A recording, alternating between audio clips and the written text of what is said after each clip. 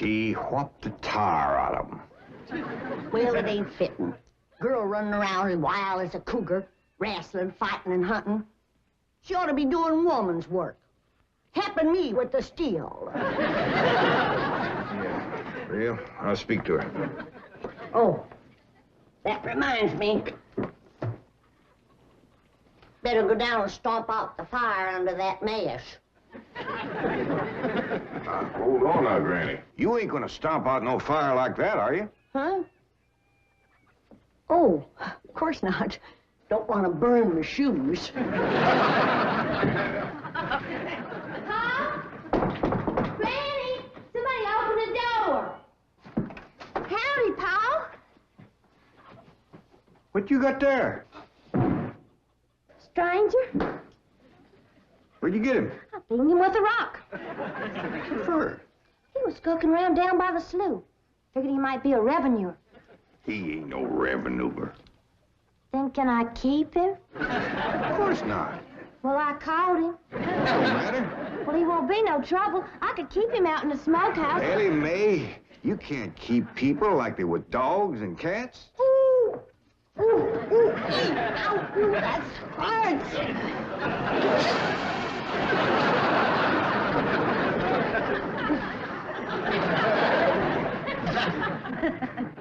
Who's that? Some feller Ellie found nosing around. Beat him with a rock so it'd be easier to tote. They're fellas from the petroleum company. What's a petroleum? I don't know. He asked me if he could do some wildcatting down by the slough. I said, help yourself. We're glad to get rid of the critters. What'd he say? Just kind of laughed. But the laugh's on him. There ain't no wildcats down there at that slough. No, it's too full of oil. Oh, what happened? Where am I? The sheriff's at Clampett place. I'm Jed Clampett, my young and Ellie Mae, and Granny. Granny says you've been doing some wildcatting. There's no need to. Mr. Clampett, that swamp of yours is full of oil. I could have told you that. Well, my company would like to pump it out. Yeah, I like that too, but I just can't afford to have it done. No, you don't understand. You see, you wouldn't have to pay for it. Oh, I don't take favors from strangers. No, Mr. Clampett, you see, you're a very rich man. How big a rock did you bean him with? No bigger than a hedge apple. Listen, I've got to call my office in Tulsa. Have you got a telephone? A what? A telephone?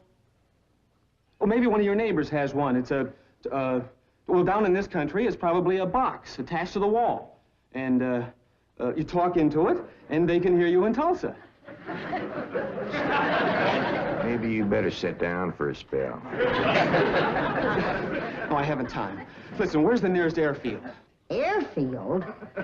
You know, Granny, that's one of them there fields sets up in the air.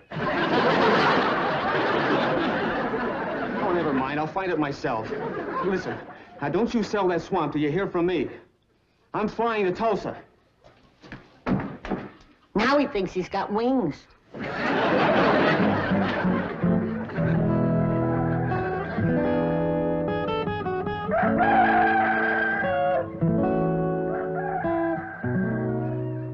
Morning, Granny. Watch them buttons, child. Granny! Them pigs of yours got into the corn. Did they drink much? I reckon they did. This here little fella was kicking blue blazes out of the mule. That's the trouble with razorbacks. They such a mean drunk.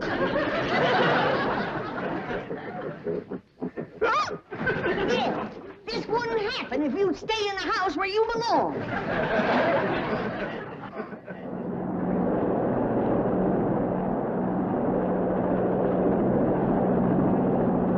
There it is, Mr. Brewster. From the tests and surveys, I'd say that's going to be one of the richest pools since East Texas. News like this is bound to get out. Let's go down and get Clampett's name on a deal. Where's the gun? Where's the gun? Oh, there. What's the matter? You want to see what just flew over Blueberry Ridge? What? The dad-blamedest biggest bird you ever laid eyes on. Probably just an overgrown chicken hawk. Chicken hawk, nothing. That thing could make off with a hog. Hurry up, put that gun together. No room to land near the cabin, Mr. Brewster. It's too rocky and hilly. Then let's get the sling ready to be lowered.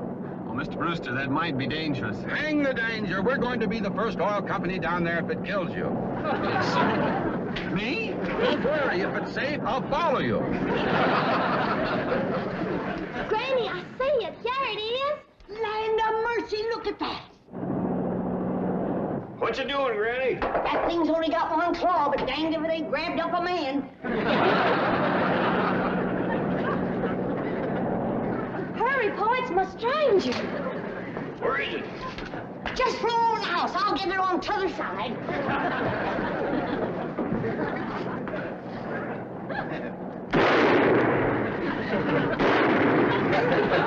You kill it, Granny? No, but I made it drop that stranger.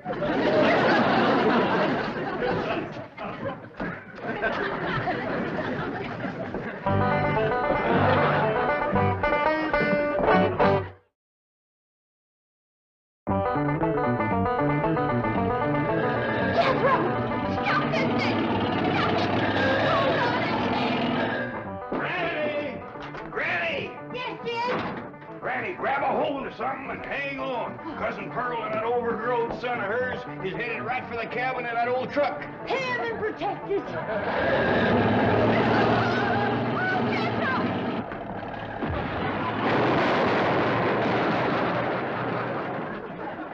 Did they hit us, Jed? No, but I think they sure want the chicken house. Oh, Jed, I'm sure sorry about the chicken house, but nobody got hurt. Jethro, I told you to get rid of them worn-out brakes. I did, Ma. That's how come we ain't got none. Get on out and lift the chicken house back on its foundation. Jed? Yeah. Jed, Ellie Mae came running over to my place, and she said you sold the swamp to some oil company. Well, yeah, I guess I did. What did they pay you for it? Well, he ain't paid me nothing yet. The Brewster fella said he'd bring the money later. How much they gonna pay you? Well, he said I'd depend some on how much oil they could pump out. Well, he must have mentioned some figure. What was it? Now, Pearl, you know that old swamp weren't worth shucks. Jed, clamp it. You got slicker and you're ashamed to admit it. That's just what I told you. Granny, how much they gonna pay him? All right, I'll tell you. He said it runs somewhere between 25 and 100. 25 and 100. I know it don't sound like much, but Mr. Brewster seemed to set great store by the fact he's going to pay me in some new kind of dollar. There ain't no new kind of dollar. Well, it's new to me. I've heard of gold dollars, silver dollars, paper dollars, but he says he's going to pay me in, what do you call them, Granny? $1 million. Yeah, that's it. $1 million? He wrote the whole thing out on this piece of paper. Here, you can see for yourself. I don't know nothing about that kind of stuff. Let's see here now. Thanks in heaven. Granny, give me the jug. It's empty, but I'll fetch some. I'll go, Granny. Jed, you're a millionaire. A millionaire. Yeah, that's what that Brewster fella kept calling me. I didn't know just how to take it. He meant you're rich. Me? The richest man in these hills. Maybe in the whole state.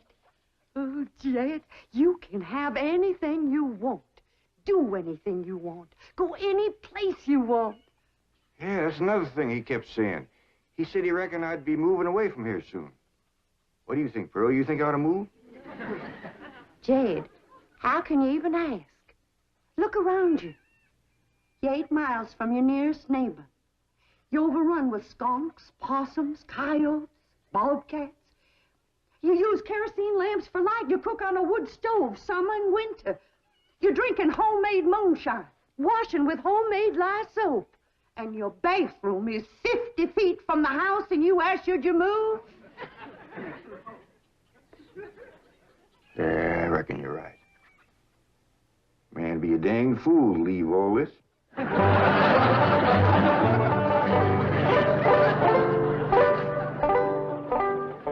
Oh, there you are, Jed. You misunderstood me. I meant you should move away. And you know where I'd go if I was you? Where? California. California? Yes, sir. Beverly Hills, California. Jed, remember the time that your pa took us to Eureka Springs to see the movie picture? Yeah. Well, the actors that make them movie pictures live in Beverly Hills. Go on. Yes, sir. Well, doggies. Ain't that be something? Living in the same neck of the woods with old Tom Mix. It sure would. And we could come visit you. You know what else they say about California? What? It don't get cold out there. What don't get cold out there? Nothing don't get cold out there. They don't have no snow or no ice. Can't they bring some in? They don't want it. That's why'd be so good for Granny. Remember last winter when she slipped on the ice and broke her hip? Yeah, poor old woman. She was limping for 2 days. Well, that couldn't happen in California because they don't have no ice. How come? I don't know how come. But Granny'd sure like it, and we could visit you.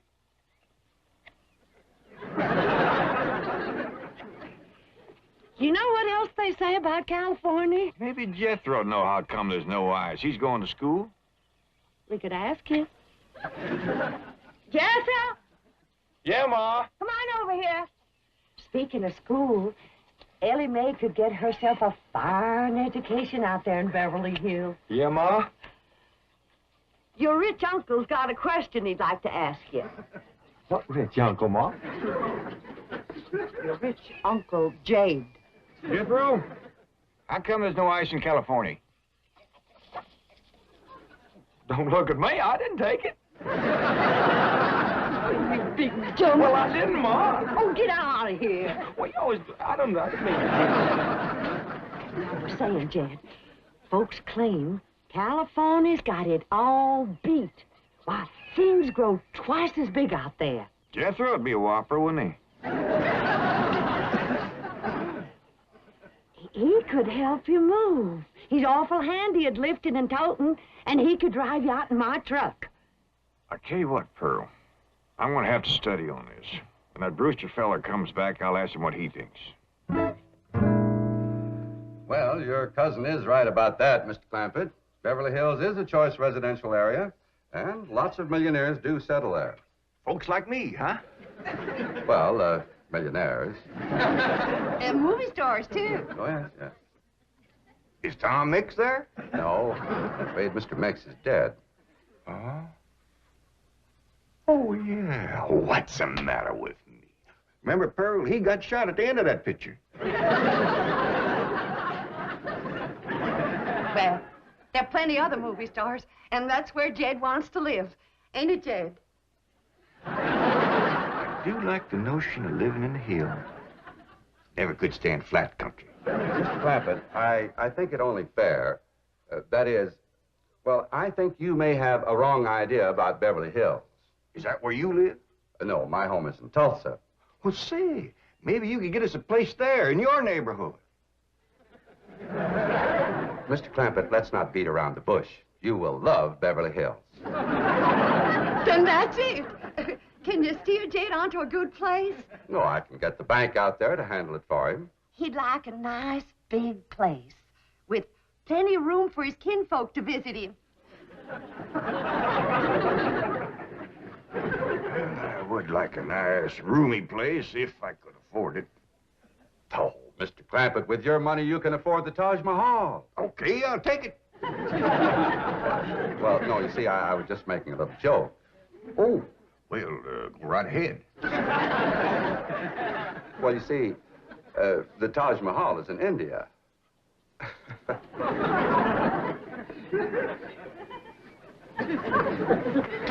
Mr. Brewster, you're a nice fella, but I've heard better jokes.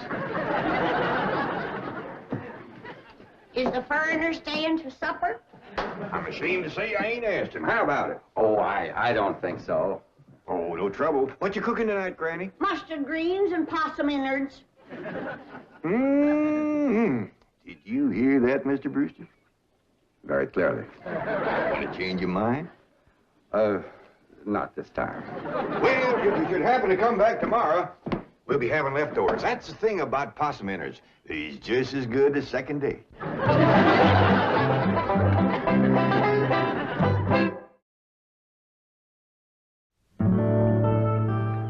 Ellie, if old Duke sits there with you, there ain't gonna be room for Granny. Oh, that's all right, Pa. Granny ain't going. Who says she ain't? She says she ain't. That's right, Uncle Jed. She's a sitting on the back porch in her rocker, and she says that's as close to California as you're gonna get her. We'll see about that. Dang if I ain't got me the muliest women folk. We ain't never gonna get there.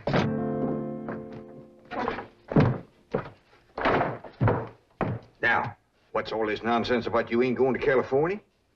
Ain't no nonsense to it. If the good Lord had a wanted me in California, he'd have put me in California. Maybe he's just getting around to it. The book says he moves in mysterious ways. Well, if he moves me, I'll go.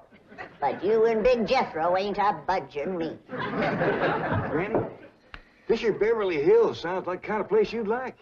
That Brewster fella says they got smogs out there. What's a smog? Well, me and Jethro figured out that's a small hog. And you heard what Pearl says. It ain't got no snow out there. You could run your still year round. Run it the year round here. Yeah, but walking down through the snow to the still always makes you feel so miserable. I might feel miserable walking down. But the way I feels coming back makes up for it. Dang, damn it, Granny.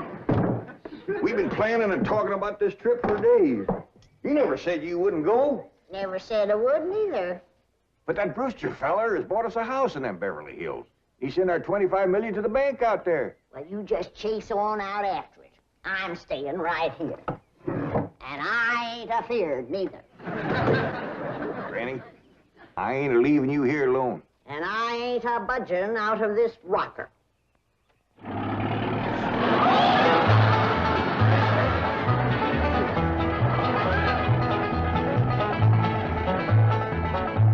Jethro, what does that sign say? It says Beverly Hills. You heard that, Granny? We're there. They call them hills? Why, we got moles that can push up higher ridges than that. Well, leastways, these hills will be among our kind of folks.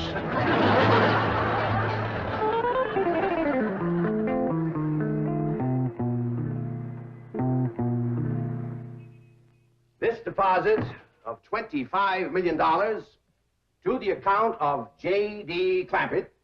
J.D.? As in Rockefeller. Elevates us to third position in capital assets and assures our bank of... Come in. Oh, I'm sorry to interrupt, Mr. Drysdale. All right, Taylor. Well, are we all set to give the Clampetts a red carpet reception? Well, I'm afraid Mrs. Drysdale still isn't too happy, sir. Yes, I know. Oh, my wife is very upset that I got the estate next to ours for the Clampetts. Says I don't even know what kind of people they are. Do you? I know to the dollar what kind of people they are. They're my kind of people. Loaded. Taylor, have the gardeners got the grounds in order? Yes, sir. But I'm afraid that's another thing your wife is upset about. Oh? Well, you see, your gardeners have been working on their lawn all week. Why, they've mowed it, trimmed it, fed it, clipped it. I don't care if they lather it and shave it. This is the most beautiful mansion in Beverly Hills. I want every square inch of ground within those walls in apple pie... Yes? Oh, hello, Margaret. No, dear, I'm very What? Oh, good heavens, did you call the police? I'll be right there. What happened? The Clampett estate is being invaded by a band of outlaws. Invaded? Yes, they're holding the gardeners at gunpoint.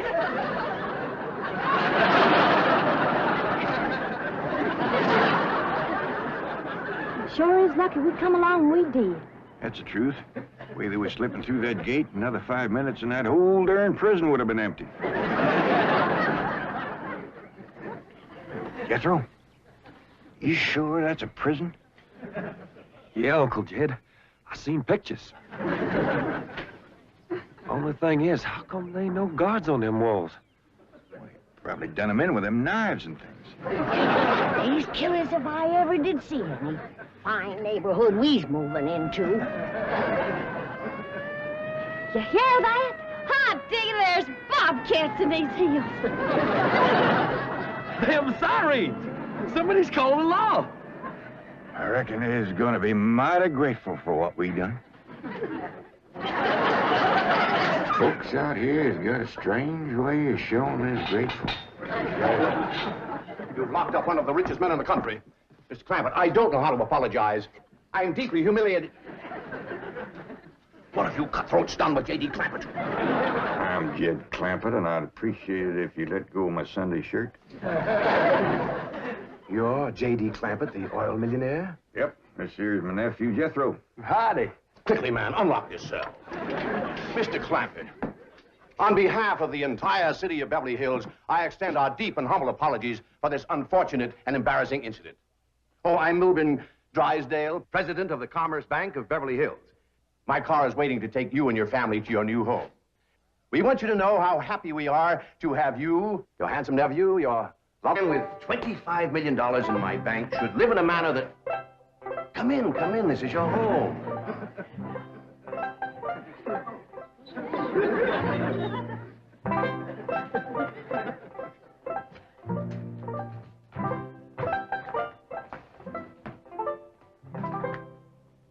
As I say, it may be a bit more than you're used to, but I'm sure you'll be comfortable. Now, my secretary will be over right away to help you with the hiring of servants or whatever problems you may have. She's a very efficient girl, Miss Hathaway. Jed? Jed?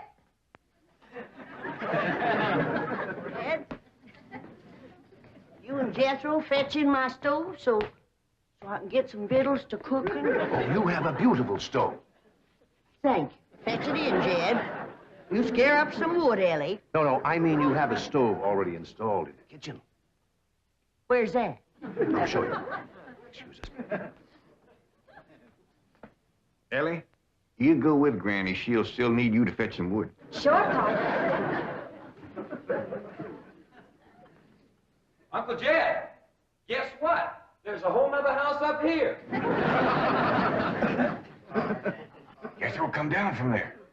Like as not that belonged to somebody else. Car. This is your kitchen. Oh, and here's the stove. The last word in food preparation. And speaking of food, you'll find everything you could possibly want stored right in here. See?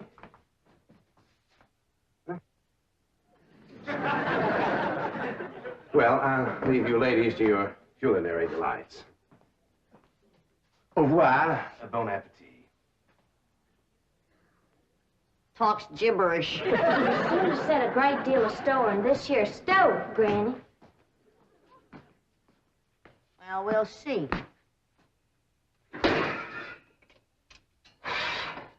Ellie, you run out and fetch some wood. I'll get a fire to going in here and we'll see. Jethro, I hope it's all right for you to be missing school. Oh, sure, Uncle Jed. They ain't straight in the 5th grade. You're in the 5th grade already? Starting this year. Yeah, don't seem like no time at all since I went with your ma to get you started in the 1st grade. You was 6 years old. No bigger than that. We drove clean over to Oxford so you could go to the same school your pa went to. You wouldn't know that town today, Uncle Jed. Oxford? Yes, sir.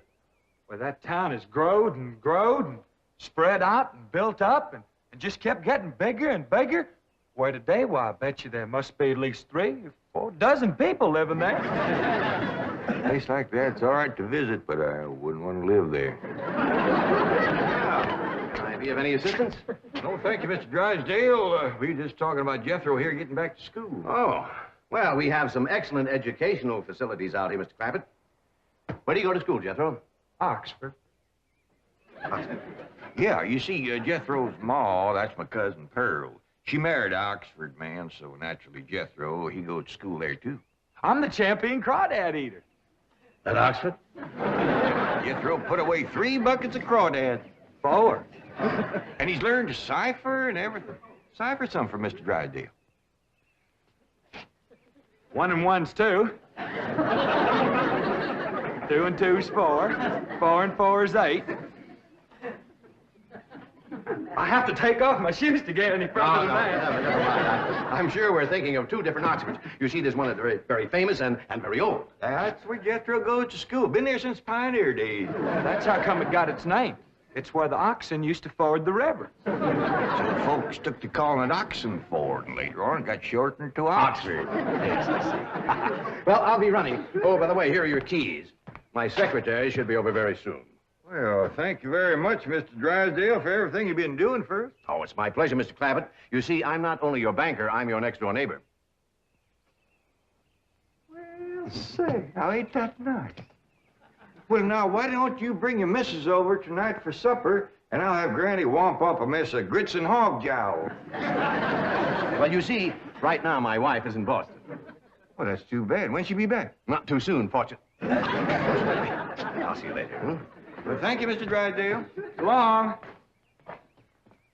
Uncle Jed, you reckon one of these days I can have me a little bitty old taste of Granny's moonshine? Now, Jethro, you know the family rule about Granny's moonshine? You get your first taste on your wedding day and not before. Well, Uncle Jed, that might be an awful long time.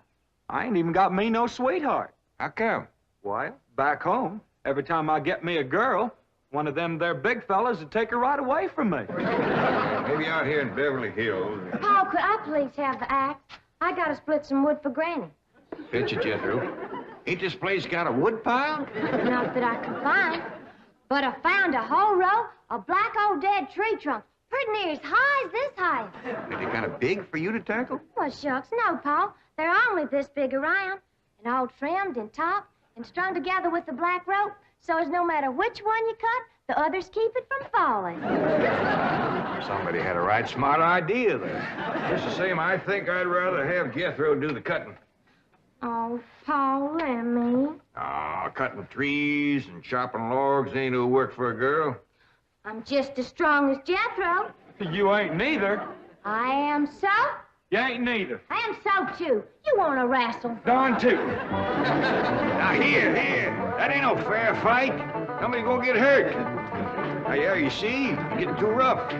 Jethro. A person can get crippled from a hold like that. Get up from there. I can't, Uncle Jed! You turn him loose and get up from there before I take a strap to the boot. Now, here, you get out there and chop down one of them tree trunks and saw Granny some nice logs. Yes, sir, Uncle Jed. Could have whooped you if you hadn't tripped me. Hey, come back here and sit down. I want to talk to you. Whoop them fair and square, and I'll do it again. You won't. That's what I want to talk to you about. Ellie Mae, you're getting too big to wrestle with boys. I ain't as big as Jethro. Big that way, I mean, growed up. You're a young lady now. You gotta start minding your manners and fixing yourself up real nice and wearing dresses. Paul, folks would call me a sissy. Well, it ain't sissy for girls to act like girls. You see, Ellie, I raised you like a boy, and I was wrong to do it. I reckon every man liked to have a son, and you was my only young'un. And when your ma passed away, I just decided to turn you into a boy. By the time Granny come to help out, you was too wild to tame. By thunder, you could outrun, outclimb, outfight, and outshoot every boy in them hills. I still can, Paul. Yeah, but it ain't fitting. It ain't right for folks to go against nature. Now look at old Duke here. Reckon we could turn him into a cat? Course not. That's right. 'Cause nature made him into a dog. The same way nature made you into a girl. Here lately, she's getting more and more positive about it. You mean my ears is growing? No, nothing like that. You're pretty. Oh, Paul. I know you don't like it when I say that, but you like it when the young fellas around here come in saying it, and they will. Only they'll probably be using words, fancy words I won't even understand. But Ellie Mae, ain't nobody can ever tell you how pretty you really are, except me. You're the living picture of your mom.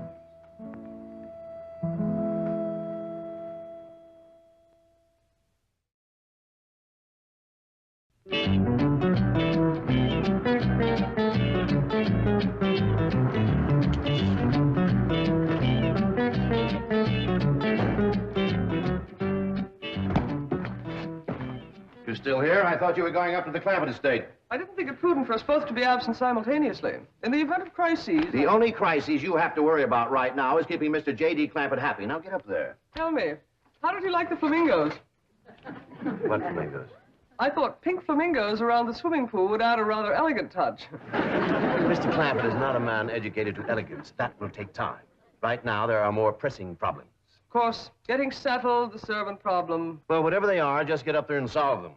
Now, J.D. Clampett is this bank's largest depositor, and I'm making his satisfaction your responsibility. I accept the mantle of responsibility with which you have cloaked my shoulders. And I shall so conduct myself that if this great financial institution shall last 1,000 years, people will still say, this was their finest hour. Handy wood, all right. Got a lot of pitch and tar in it. Ought to burn real good. Yeah. That flimsy grate holds up. Granny, this is the top of that tree trunk. You want I should split it up, too? No, just leave it outside.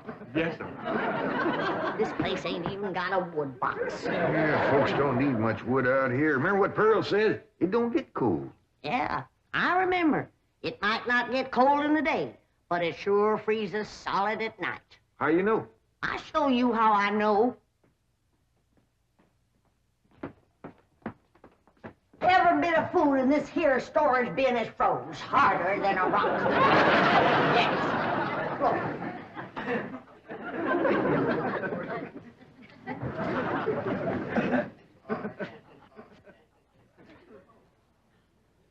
Mighty thin-skinned hog.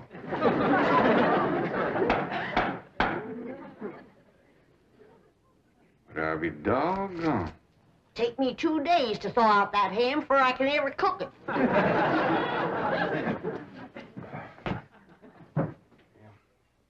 People ought to know better than store food up against the north wall. Tomorrow we'll dig us a root cellar and we put all this stuff in it. Jethro, go on out there and catch us a chicken. Okay, Uncle Jed. How you know we got chickens? Place this size is bound to have chickens. They ain't all froze together.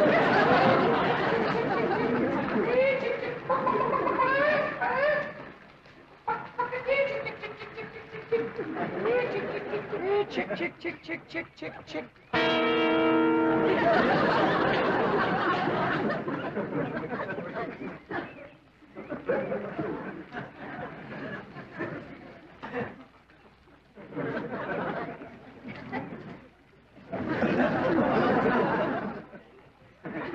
I keep a chicken. Here's that bucket. You want it? You take it, Ellie. See if you can find a creek. I gotta have some water. No pump on this place? It ain't even got a well. Uncle Jed, Uncle Jed. Yeah, boy, did you find a chicken? I found something. I ain't sure if it's a chicken, a goose, a duck, or what. Where is it? I couldn't catch it. That thing can outrun a jackrabbit. There ain't no goose or duck. Must be a chicken. If it is, I was right about things growing bigger out here. That thing was this high. Chicken? Ah, Jethro. Honest, it's got legs this long. Gibby's on the drumstick. Drumstick ain't much. Whoever gets that neck is eating from now on. Commences here and runs plumb up to here. Jethro, you ain't forgot what I said about Granny's jug of liquor. I ain't been at Granny's jug. You have your in for it. Honest, cross my heart. Where'd you see this chicken? Down by the cement pond. Cement pond? Uncle Jed, that pond is the fanciest thing you ever did see. Why, they are steps, so's the cattle can walk right down into it and get a drink. And up at one end, there's a lady standing there made out of rock. And she's a-pouring water out of a jar right into that cement pond. Oh. Well, that's how come that big old pink chicken to get away from me. Flew right over the top of that there rock lady, landed in that pond, and swam like an otter. Just flapping them big old pink wings and hollering. What color did you say that chicken was? It's pink. Ain't I told you that stuff would stunt your growth? Miss Granny, I didn't touch a drop. You and me is going to the woodshed. Jethro, you swear to be telling the truth? So help me, Jefferson Davis. You take your hat off when you speak of the president. He ain't president no more. I'll have no Yankee talk in my kitchen. Now, Jethro, you and me's going back out there and corner that chicken. Granny, you get your fire to going. Ellie Mae, you sweep up out front and keep your eyes open for that Miss Hathaway. I'm counting on her to take you in hand and get you in the right kind of clothes. Come on. Chicken.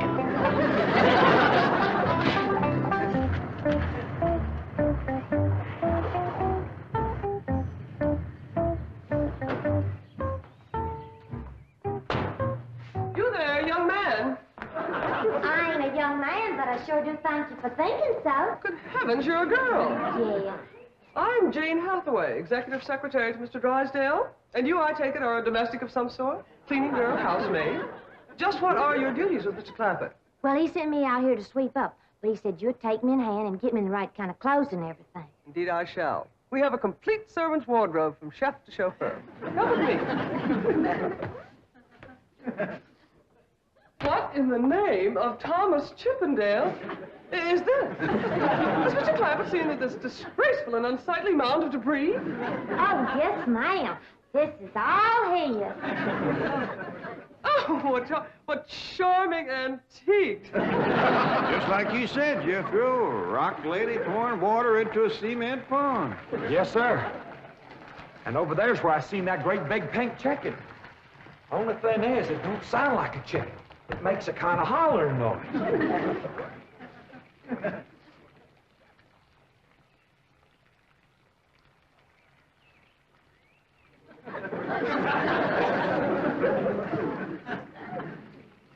Reckon you'd make a hollering noise, too, if you was to lay egg like that. Man, oh, man. That's what I call an egg. And you won't have to worry about food now. Wait till she cooks this.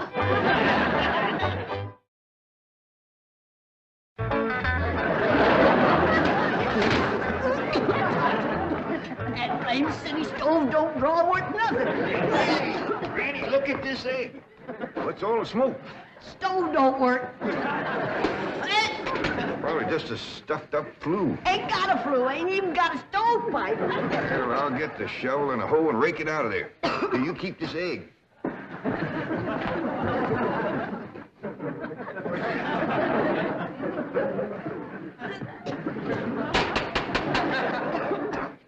Just like everything else out here. Froze solid.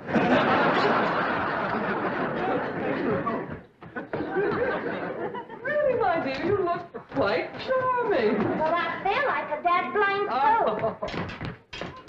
Just a moment. Yes, up now. I'll be right back. Oh, that was my Pa. I take it he's a gardener. Oh, yes, ma'am. Pa just can't wait to commence gardening. Apparently. However, as though I admire his enthusiasm, I must forbid him access through the main entrance. Now, tell me about the rest of the staff. Is there a chauffeur? A what? Someone who does the driving. Oh, yes, ma'am. That's Jethro. Of course, I don't reckon he can stay around very long. He's got to get back to Oxford and go to school. Oxford? He attends Oxford University? Well, he just calls it school. Pa went to school there, too. Oh, yes. Old school time. Great pride, those Oxford men. Sorry I couldn't stop before. Granny was having trouble in the kitchen. Pa, do I have to wear this here stuff that Miss Hathaway... No, there can be no appeal from Mr. Clampett's orders. Thank you, ma'am. Glad to see you taking a firm hand. Allie Mae, that's right pretty.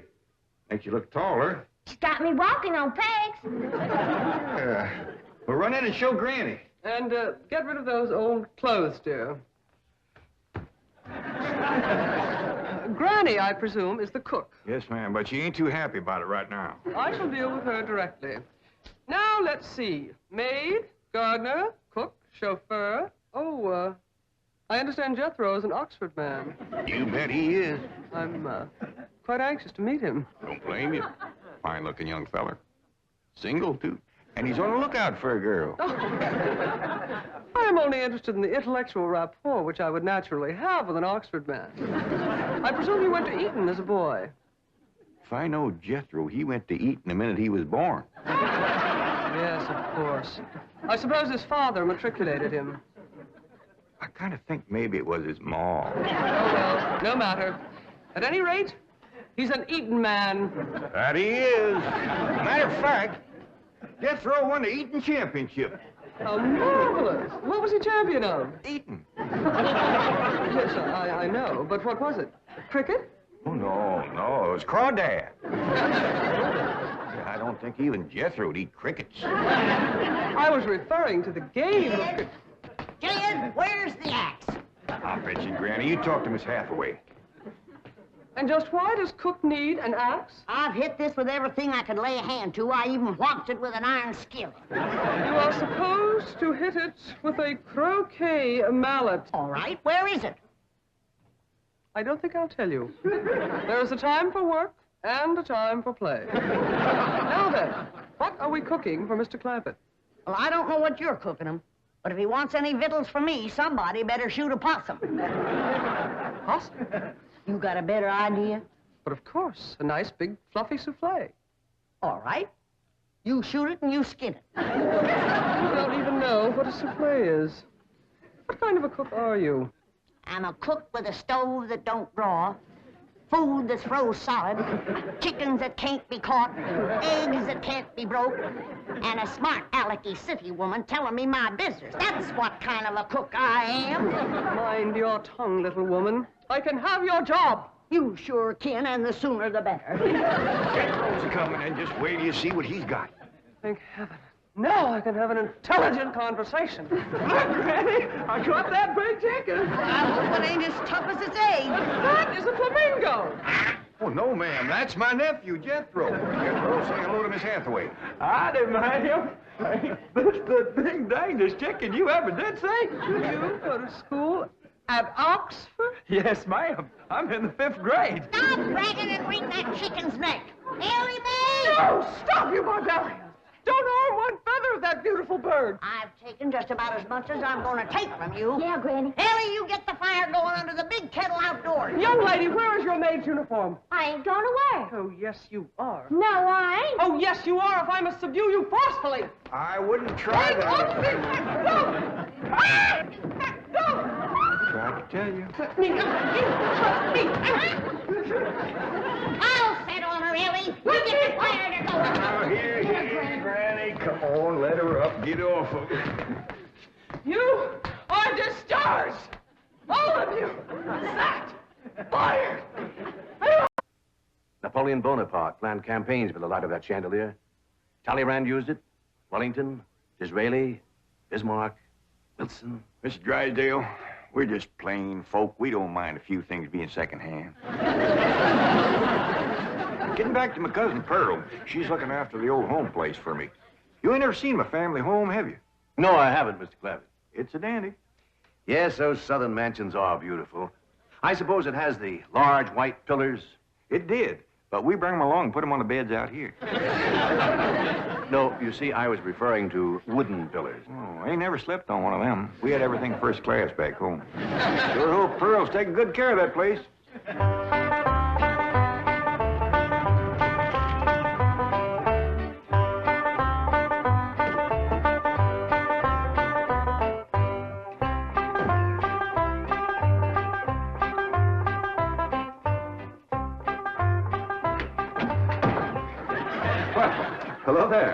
Oh, why, you're Mr. Brewster from the oil company that paid Cousin Jed all that money for his swamp.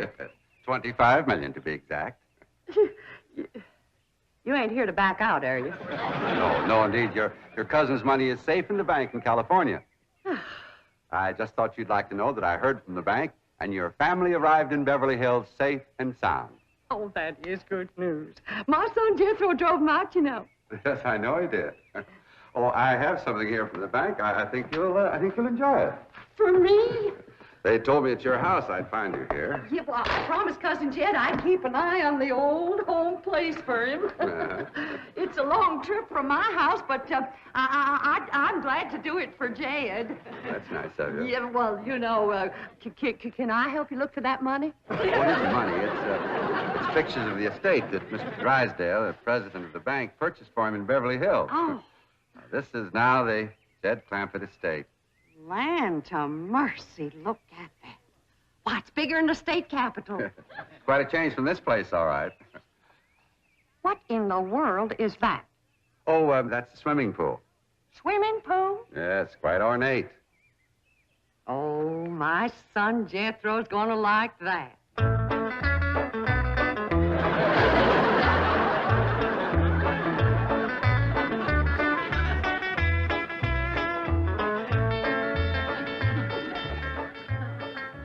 Granny, when we's done washing, can I go swimming here in the cement pond? Of course not.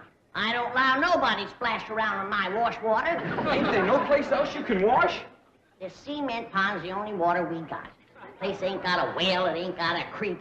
Ain't even got a rain barrel to catch what comes out of the sky. Oh, when that banker fella seen me unloading your wash tub and scrubbing board, he said, why, you can throw that away. We don't use them things here in Beverly Hills. Now, you listen here to me, boy. I don't care how other folks live in Beverly Hills, but us Clampetts is gonna be clean. Yes, ma'am. We may not have it as nice as we had it back home in the cabin. Right in the house and everything. But we ain't gonna lower our standards. No, ma'am. Here, wrench these things out for me. We gotta get this tub back to the kitchen really fast. Yep. Being clean is a strict rule with your Uncle Jed. Let me look you over. Many's the time we've been down to our last piece of fat.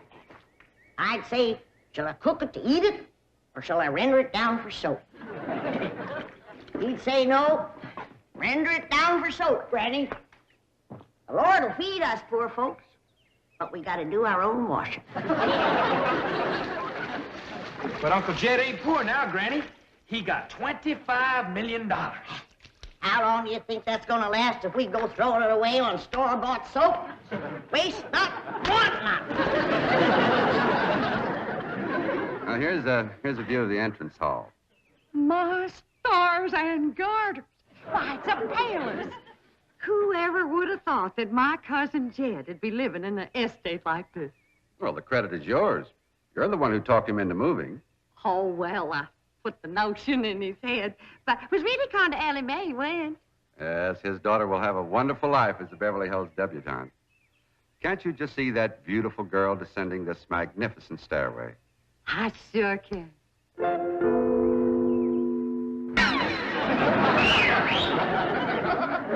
Really, me? I don't reckon that's the way a young lady comes down the steps in Beverly Hills, is it, Mr. Drysdale? Oh, not as a rule, no. Oh, I can come down the other way. Watch this.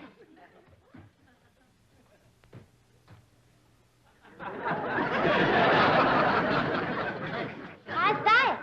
Well, that's not exactly what I had in mind. Well, show me. No, my secretary will show you. Oh, she's in town doing some shopping for you. Oh, what's she getting me? Now, that's going to be a surprise, Ellie, but it's some things you've been needing, and they're going to be pretty, and you're going to like them. Things I've been a-needing? A set of muskrat traps. A three-blade frog sticker? Nope.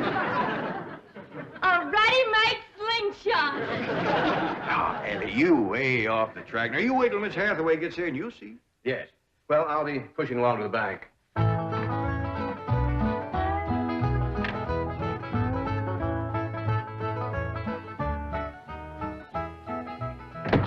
Now, don't you worry about your daughter, Mr. Clampett. When my secretary gets through with her, you'll think she's been to finishing school. I sure wish my cousin Pearl was out here, fixing Ellie up. She's a whiz at fancy sewing. Oh, is she a dressmaker? That woman can make anything. Why, she can pick up a handful of straw, and before you know it, she's made a hat. That's remarkable. So she's a milliner. Oh, she's a clampy. Married to Bodine. I don't recall knowing the milliners. Milliners are women who make hats. That's Pearl, all right, but she's a clampet. You talk about making hats. Pearl made herself a hat one time was shaped just like a bird's nest. And in there on the nest was this blue jay a-setting on her eggs. Well, sir, they come from everywhere to see that hat, to study it, to see how Pearl made it so as they could copy it. Boy, there was dozens of them from all around. Hat designers? No, blue jay. Never did catch on too good with people. For a while there, Pearl couldn't hardly go out of the house without a bunch of blue jays taken out after her. Sure wish she was out here. She'd have Ellie slick as a picture in a catalog. Yep. I ought to be out there in Beverly Hills helping Cousin Jed. Well, he certainly has plenty of room for you. This mansion of his has 32 rooms and 14 baths. 14 bathrooms? Yes. A sunken marble bathtub. I can just see Ellie Mae having herself a bubble bath in there.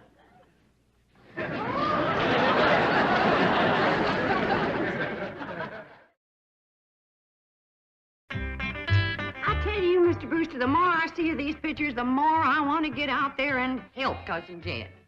Of course, I wouldn't go without being asked. Well, naturally. But, you know, I think you should go. I've been asked. Well, now, it's not exactly my province. Well, why don't you telephone your cousin and talk to him? Oh, why, they ain't a telephone within 40 miles of this place. Nearest one, I guess, is at the International Emporium, clean over to Oxford. Well, I'll be happy to drive you over there. Oh, I couldn't let you drive me all that way just to use telephone. Busy oil company man like you. That's 40 miles. There's no trip at all in this car. No, I couldn't do it. Why, folks would see me riding in this big, shiny car with a tall, good-looking city fella. Why, sure as the world, they'd think that... Let's go. Well, what about your horse and buggy? Oh, just untie Betsy. You go on home.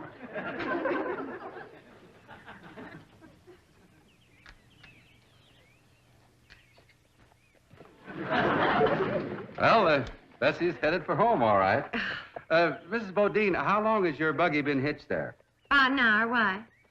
Why, Blue Jay built her nest on the seat, and she was sitting on her eggs.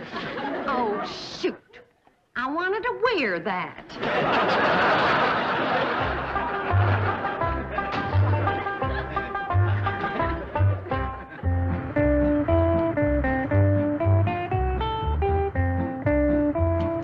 And here's Miss Hathaway.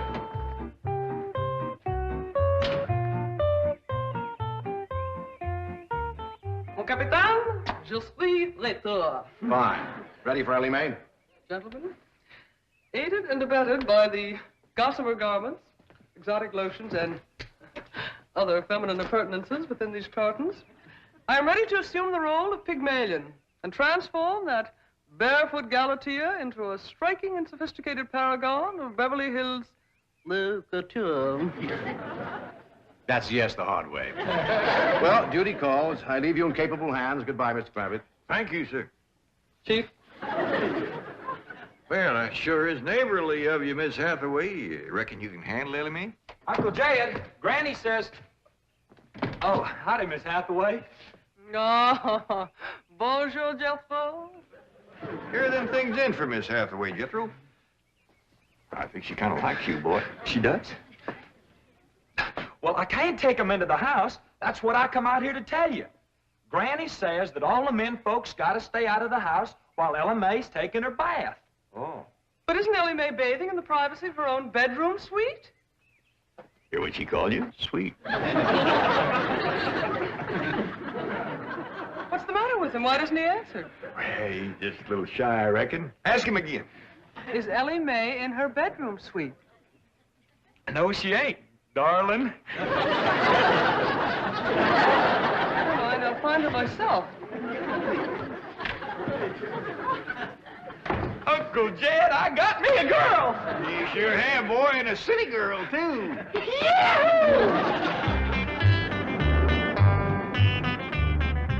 Some city girls I were about. Jethro's such a good-looking boy. Every girl in the 5th grade was after him. I hardly think anything serious can develop between boys and girls in the 5th grade. Oh, I don't know. So far this year, there's been 3 couples out of Jethro's class get married. Married? 5th grader? Parson's nearly as busy in that school as the teacher. That's amazing. Oh, I've heard of Wouldn't you know it? There's that Snoopy Alverna Bradshaw and her big mouth daughter sitting on my front porch. Oh, I can just hear the stories they'll start going around if they see me in this car here with you. Yoo-hoo! Alverna! It's me! Pearl! Terrible gossip, that woman, always making trouble. She tried to talk Granny out of going to California. She ought to see Granny now. Living like a queen in that Beverly Hills mansion.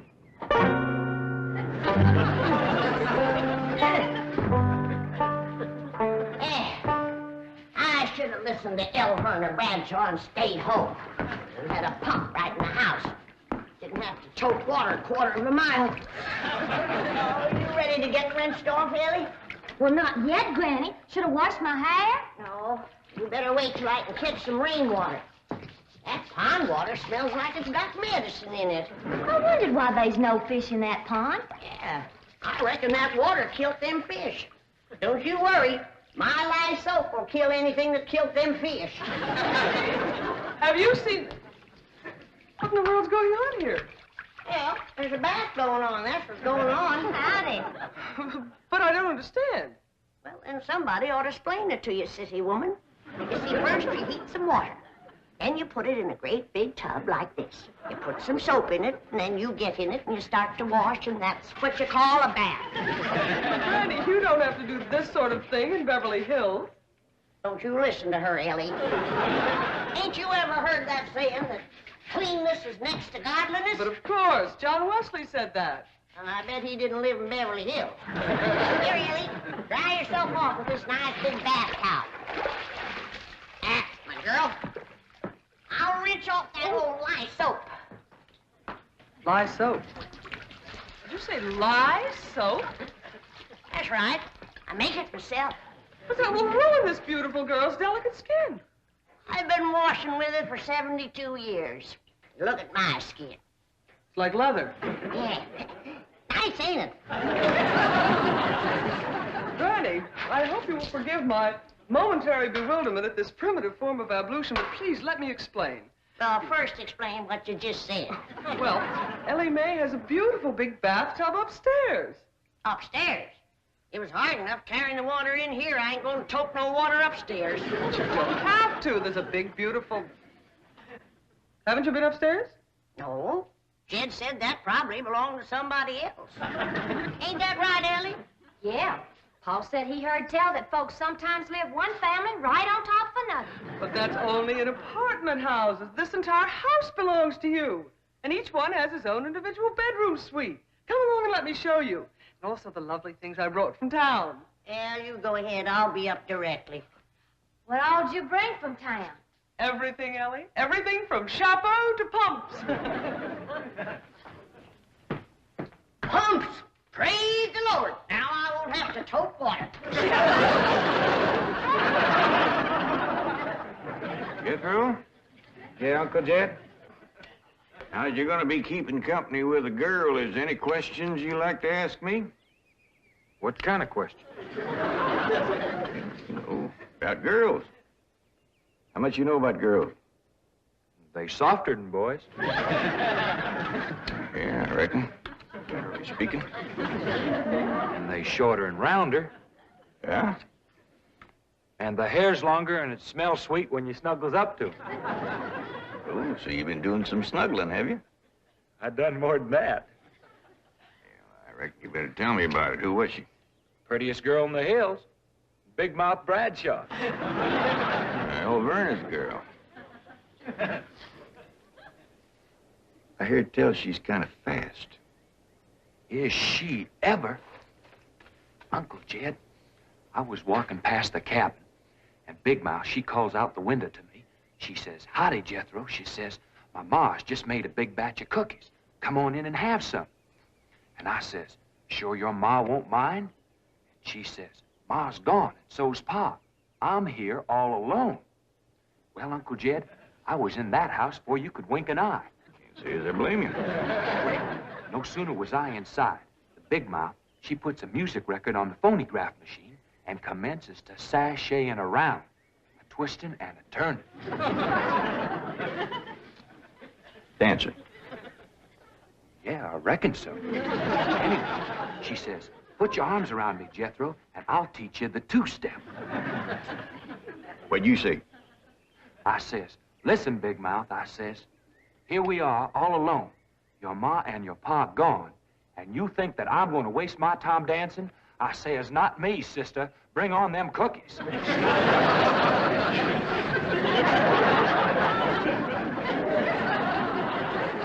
What'd she say? Well, Jed, you and Jethro can start digging the well. That city woman brought us some pumps. That's fine, Granny. We'll get right to it. What'd that Bradshaw girl say when you said bring on them cookies? well, she just held up them cookies like this here, kind of blinked her eyes at me, and said, "Jethro, which do you think it tastes sweeter, these here cookies or my lips?" Well, Uncle Jed, right then and there's when I found out she was fast. I grabbed them two cookies, and it took me 2 miles to outrun that gal.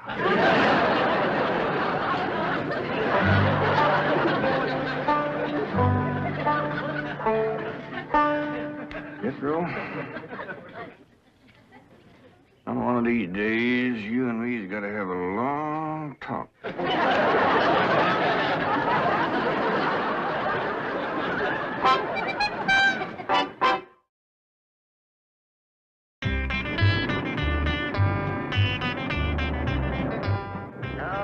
Yes. He's a lady killer, that bar mine. While Werner Bradshaw's daughter traced him all the way home one day. Sounds like Jethro has a lot of charm and sex appeal. Oh, he has. It's funny how a daughter can take after her father and a boy can favor his mother. Yes. I ought to be out there looking after Jethro. You know, Jed's gonna need him to help garden a place this big. Well, most Beverly Hills mansions have regular gardeners. And, of course, a complete sprinkling system. Sprinkling system. Oh, yes, indeed.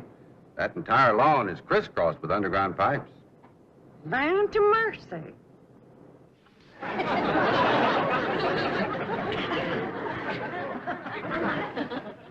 By thunder, Jethro, there's water all over this property. Ain't too deep, neither. I know. Should I commence to digging?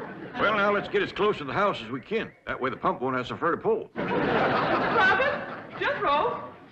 Oh, here comes your sweetheart. It's Clampett. I cannot handle that daughter of yours. What happened? I opened that box of beautiful clothes, turned my back for a moment, and she bolted like a wild colt. I was afraid this would happen. Where is she? She's up there. I'll go right up and talk to her. Jethro, have you been upstairs yet? No, ma'am. Then you've got a surprise coming to you. What is it? Your sweets. So are you. No.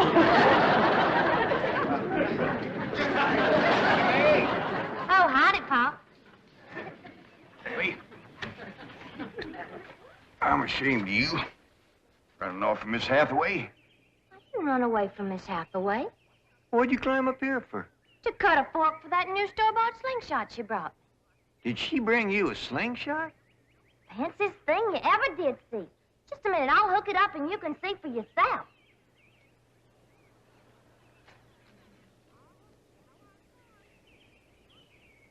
Look at that. I'll be doggone. A store-bought, lace-trimmed, double-barrel slingshot. Ooh, the doozy. I don't know how good I can aim it, but it'll sure throw a heap of rocks. Yeah, they really need me out there. Well, I could work wonders for Ellie Mae with my fancy sewing and beauty secrets and hairstyling and everything. Of course, I had to learn all those things, not having a husband to support me. She's a drinking woman. How do you know, Uncle Jay? Well, he kind of let it slip out. Remember when we was unloading this from the truck? Yeah? He says to me, what's that? I said, that's a still for making corn liquor. He turned kind of white and trembly, and he says, oh, please don't ever let my wife see that. I reckon she just can't leave the stuff alone. Some folks like that. Terrible. Come to think of it, that's how come she's in Boston. What kind of drinker? Yeah. Miss Hathaway says she goes all over every place looking to get cured. Damn city cure's no good. The minute you go to taking it away from them, they want it all the more. I could cure Mrs. Drysdale of her drinking in 2 days. Oh, Granny. I just telling her she could have all she wanted. When they find out you don't care if they drink, they don't care to drink. That sure would be a blessing. Pa? Over here, Ellie, now. No more talk about drinking. Hey, look, everybody. Ella Mae's wearing a dress. Pa, Mr. Drysdale's in the house to see you. All right. My, ain't she pretty? Yeah. But, Ellie, you're showing too much bare hop. Well, that ain't her fault, Granny. She just got the dress on backwards. Ellie, honey, put it on the other way around. All right. Hold it. Hold on. What kind of a dress is that? Well, Miss Hathaway says a California sundress. Let no son of mine wear it. Daughter neither. Granny, you'd best get her into something decent whilst I talk to Mr. Drysdale. Uncle Jay, can I go swimming in the cement pond? Oh, I reckon so, Jethro. But this ain't like the swimming hole back home. You can't go in there without no clothes on. I can't? No, sir. Okay, Uncle Jay.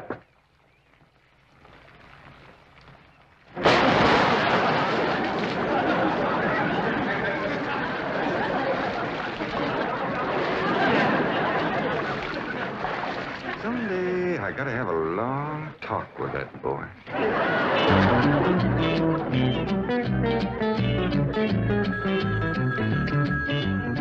Mr. Drysdale's office, Miss Hathaway speaking.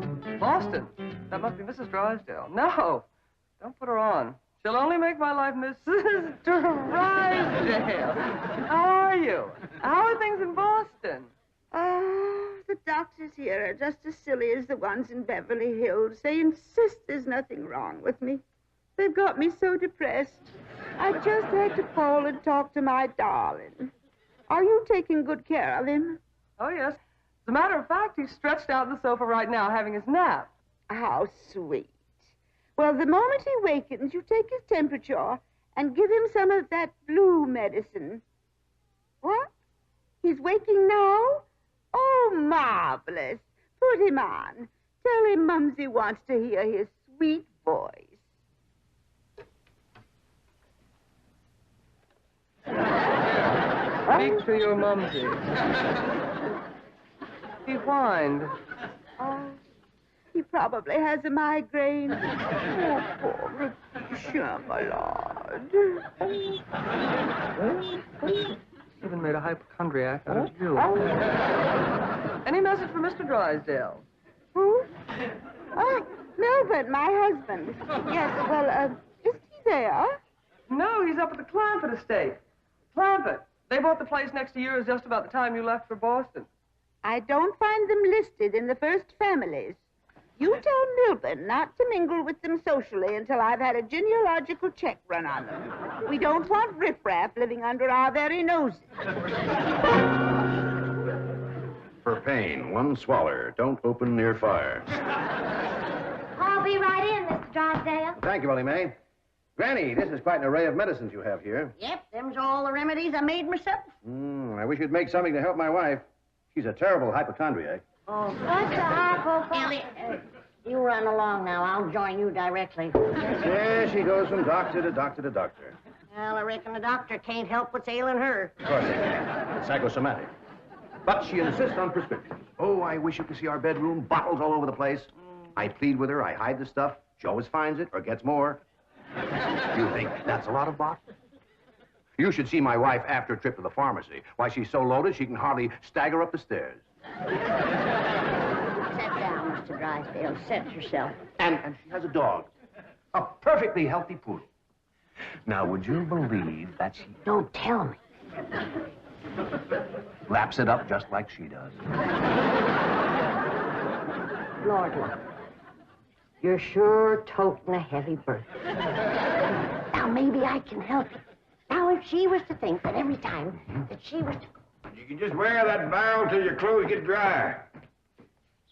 What happened to Jethro? Get too close to a skunk? He jumped in the pond with his clothes on. Mr. Drysdale, I'm sorry to kept you waiting. Did Granny tell you about her complaints about the kitchen? Jed, I'm ashamed to mention my piddling troubles to a man bowed down with the misery he's got. You know his wife.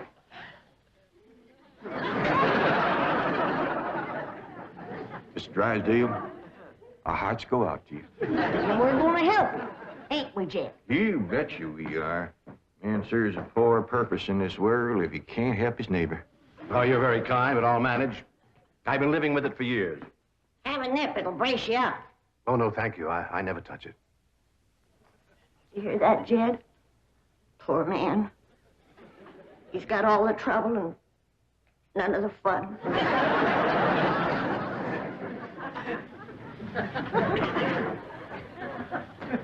There goes a soft-hearted woman. Yeah. Now, about her complaints. Oh, yeah. Well, for one thing, that electric meat grinder has been giving Granny a heap of trouble. Electric meat grinder? Yeah, listen right here in the dish trough. Oh, it grinds the meat all right, but then you can't find it. It goes down that pipe. Granny lost 2 squirrels and a rabbit in that thing. That's a disposal. You only put things in there that you don't want. Now, Mr. Drysdale, that ain't altogether true.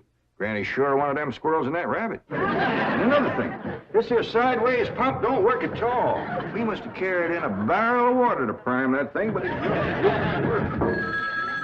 Oh, there's another thing. Every once in a while, this little thingamajig here makes a ringing noise like that. There it goes again. Well, that's the telephone. Someone's calling you. I don't hear him. They're calling you on the telephone. Say hello into it. Hello. You have to lift the receiver first. Now say it. Hello. Mr. Clampett? He said my name. Can he see through this thing? No. Mr. Clampett, may I please speak to Mr. Drysdale? Well, they sure can see, or else how would they know you're standing here? That's my secretary. She knows I'm here. Yes, Miss Hathaway. Mr. Drysdale, I have some messages. Well, I'll be doggone. Granny! Ellie Mae! Come look what we got! The Clampetts have just discovered the telephone.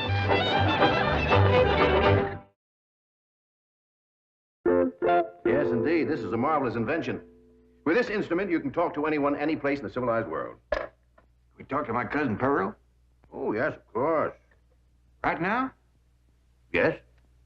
Ellie Mae, run out back and fetch Jethro. Oh, wait a minute. You might not have his clothes on yet. Oh, I'll get him. Jed, is he greening us? Can we, honest to goodness, talk to Pearl on this thing? You heard what he said. Hello, Pearl, you old rascal. What you doing back there? Oh, there ain't from this here's Alice. Oh, ladies, first, you gotta pick this thing up. Hello, Pearl, you old rascal. What you doing back there? Oh, there ain't from this here's Alice. What's she saying? You saying a word, you're just humming. She ain't even humming it, too. Shut up, humming, and say something. Jethro will be right in. You ready to call Pearl? You've been a calling, but you just hummed. That's dial tone. First, you've got to dial long distance like this. Okay? Howdy, Pearl. Hello, Pearl, Pearl, you old rascal, what you doing back there? Come on, there ain't Pearl. This is Alice. This is long distance. We know that, Pearl. All right, I believe you have the operator. What's Pearl's number? Number? Operator. Just a moment. Hey, folks, Mr. Drysdale told me what y'all was up to. You can't talk to Ma on that thing. Well, look who's getting too smart for his britches. Too big for him, too. Mr. Drysdale says we can talk to her. Yeah, you think you know more than Mr. Drysdale? Well, I know Ma ain't got no telephone. Excuse the call, operator. You sure spoil things. And who asked you to butt in? I'll get it. I know what to do when it does that. Hello? Yeah, he's here. Well, for goodness sake. Well, sure. Well, howdy there, Miss Drysdale. This here is your... Margaret. Oh, how wonderful. What? Man? No. Oh, yes, the telephone man. Well, how are you? I'm worried, that's how I am. I'm afraid, Milburn, that you've let the wrong kind of people move in next door to us, and I'm dreadfully upset. Now, dear, you mustn't let yourself get into this condition. Control yourself. No, dear, you mustn't come home yet. No, not until we get them in shape. I mean, get you in shape. You know. Now, we'll wait until you're cute. Milburn, I want to meet the Clampetts as soon as possible. Now, when will that be? What about Christmas? Next year. Milburn, this conversation is making less and less sense. Now, I want the truth about the Clampetts, or I'm flying home immediately. Now, Margaret, please control yourself. I don't want you flying. No, please, dear, please, stay on the ground. Dear, why don't you lie down and take a sedative? And I'll call you from the office. All right. Goodbye. I'm sorry, my wife. We understand. Well, I'll see you later. Keep your chin up. Poor man. Don't it just tear your heart out? He is so ashamed of his wife, he don't even want us to meet her. What he says, she won't be cured till Christmas of next year. You gotta help me, Granny. I still say I could cure Mrs. Drysdale in 2 days. Sure be worth a try if we could get her out here. Kid, misery loves company. And if that poor, miserable woman thought that she had a drinking friend living next door... Granny, you ain't ever down more than a thimbleful in your whole life. I know, kid. But it'd be worth a little white lie to help a neighbor and save a marriage. But how?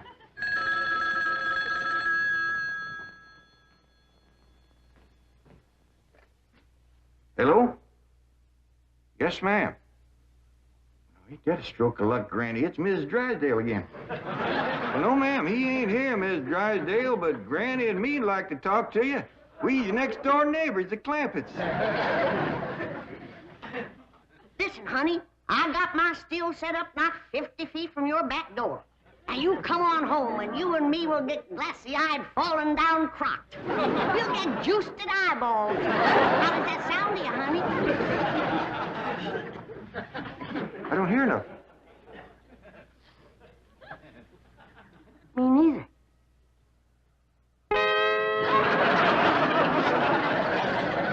What do you mean my wife's on her way from Boston? That's the message I got when I tried to put through your call. She's on a jet, right? Never mind the grisly details. Oh, I am ruined. If Margaret gets one look at those hillbillies next door, she'll leave me. Get my psychiatrist over here. Move over, Claude. I need this more than you do. Drysdale, you don't need your psychiatrist. You're looking at the dark side. There is a bright side. Of course. Your wife is an intelligent woman. She'll see that underneath that rough exterior, the Clampetts are basically fine people. Why, she may even help them to get socially acclimated. You're right. I don't need my psychiatrist.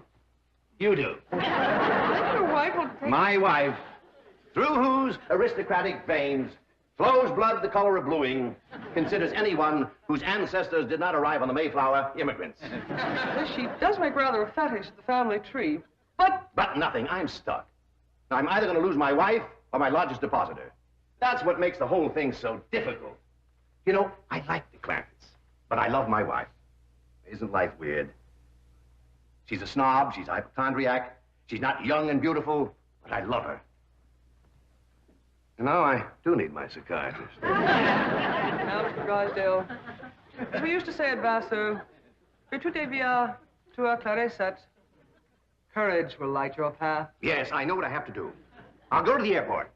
I'll take Margaret in my arms. I'll look her in the eye and lie like a rug. I'll tell her the Clampetts have left town and put her back on the plane. I beseech you, do not become enmeshed in a web of lies. But it won't be a lie if the Clampetts are tricked into actually leaving town. But they're just getting settled. What could possibly induce them to leave town? That's your problem. Me? You expect me? But they like you. Finagle them into going to Palm Springs for a few days. No, no. I will not help you spin your deceitful web. Miss Hathaway, would you rather be an unemployed secretary or a spider with a rage? You know, I think the Clampetts might enjoy Palm Springs. Palm Springs? Where's that? It's about 125 miles from here, in the desert. Desert? Yeah, remember we crossed from them on the way out here. All that sand? Yeah, I remember. You ain't getting me to no desert.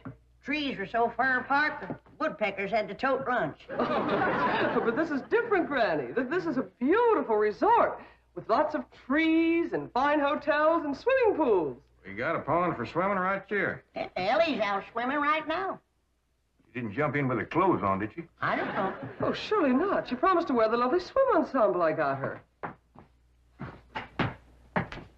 Yeah, she done just like Jethro. Here she comes with the dress shrunk clear up to her. Granny! What's the matter? All her hair come out. What? It's true. Ellie lost her beautiful hair. Heaven help her, she's bald as an eagle. Ellie Mae, take off your bathing cap. Oh, praise be. All right, but Ellie, you hadn't ought to went swimming with your clothes on and shrunk up that nice dress. This ain't a dress, is it, Miss Jane? No, dear, it's a beach jacket to wear over a bathing suit. Ellie Mae Clampett. Cover up your nakedness, child. That's the way everyone goes swimming out here. It's perfectly proper. Well, you wouldn't catch me in nothing like that. Me neither. Mr. Clampett, how would you like for a member of your family to become Princess of Palm Springs? What? They're holding a beauty contest at the Springs this week, and someone in this very room has the face and the figure to win. When the judges see her in a bathing suit... I told you I ain't putting on no bathing suit.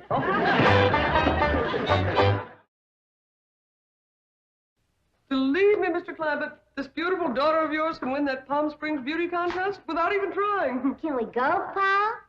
I'm sorry, Ellie Mae, but I just don't cotton to the notion of a bunch of strangers gawking at your bare limbs. Besides, we already know you're the prettiest. Why shame all them other girls? Run along and get some clothes on. Yes, sir, Pa. Mr. Clampett, I do wish you would reconsider about going to Palm Springs, even if Ellie Uncle doesn't... Jay and Duke and... Howdy, Miss Hathaway. Jane to you, Jethro.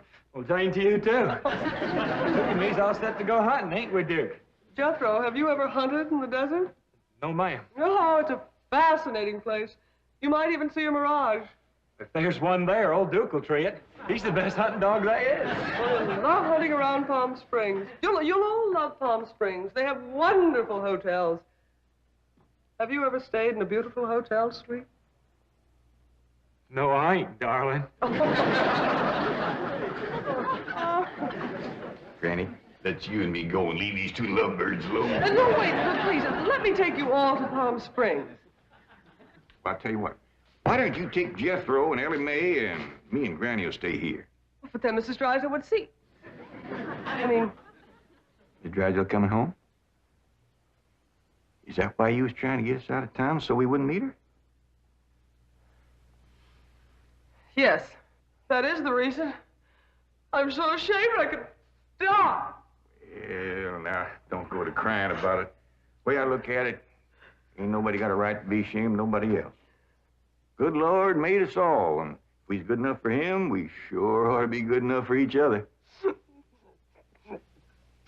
I hold back on them tears. You's among friends. Well, I remember a long time ago hearing a fella say it. He said it just about right. He said, there is so much good in the worst of us and so much bad in the best of us that it don't hardly... Boo! Well, go ahead and bawl. It'll make you feel better. I'll tell you what. If this means so much to you, we'll all pick up and go to them Palm Springs with you. Oh, bless you. Mr. Drysdale will be so happy. I'll go help Ellie Mae pack. I'm telling you, that Miss Drysdale must be a mess. She's gonna need our help, Jed. This is a poor time for us to be leaving. Yeah, we gotta help her once we get back. Right now, we gotta respect Mr. Drysdale's feelings. Jethro, you go get the truck ready. Okay, Uncle Jed.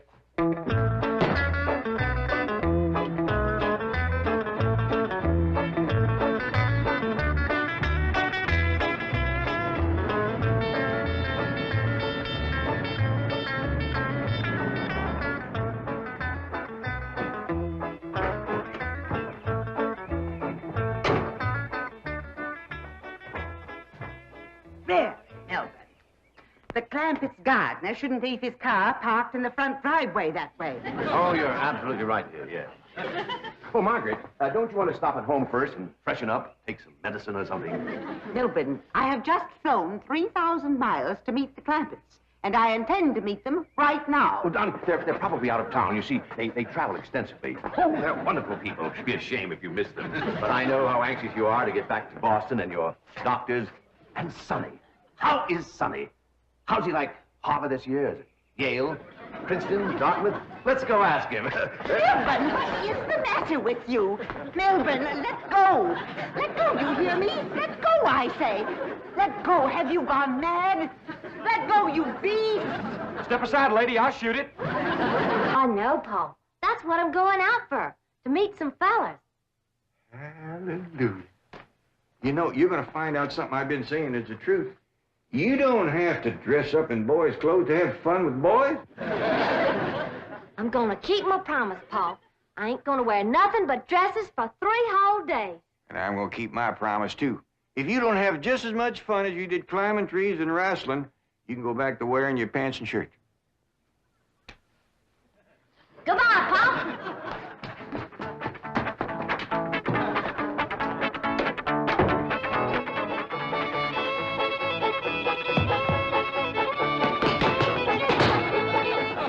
What you doing? Killing ants? Hey, this place ain't got no ants. I'll tell you something else it ain't got. That's me. I'm gonna pack up and go home. Wait a minute. Hold on there. This is home. Not to me, it ain't. And for my part, they can give Beverly Hills back to the Indians. Or whoever else was fool enough to come here in the first place. Come on, let's go in here and sit down, and we'll talk this whole thing over. You just got your back up because the police made us get rid of all our cows and pigs and chickens and stuff. Well, that didn't help, hon. But if they don't allow folks to have stock, why have they got that all-fired fancy stock pen down there? Well, Granny, it turned out that there was something called a tennis court. What in tarnation is a tennis? I don't know, but one of these days we'll get us a pair of them and go to raise them out there. Well, you go to raising them. I'm going back home, where I can get some good things in life, like hog jowls and possum shanks. Now, hold on, Granny. Jethro's out hunting possums right now. He won't find none. I've been all over these Beverly Hills, and I tell you, it ain't easy. Climbing fences and walls and jumping over hedges to get around those cement ponds where there are a lot of half-naked women laying there smearing themselves with oil and yelling at you to get out, get out. I tell you, Jed, this place is full of the laziest, greasiest, unfriendliest mess of people I ever did lay my eyes on. Here's Jethro. Hi, boy. What'd you get? I got chased by a fellow with a club. Now, you hear that, Jed? It says Beverly Hill bullies. picking on a little boy like Jethro. Come on, Jethro, load up the truck and let's head for home. Hold on. I think I know what's ailing you two. You're just plain old homesick. Well, I'm sick of this home, I can tell you that. Yeah, now, I got a surprise. I've been kind of saving. I reckon now's good time as any to let the cat out of the bag. We need pigs and chickens, and he gets us a cat. Now, that ain't the surprise, Granny. The surprise is Pearl's coming out here.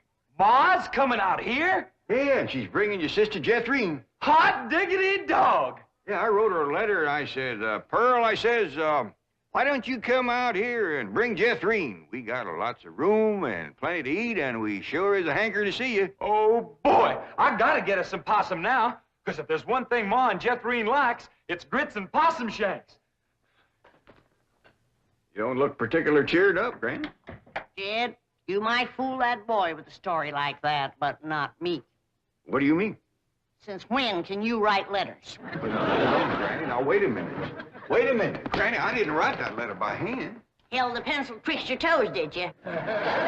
No, I wrote it by a new way. The banker's secretary showed me. It's called dictation.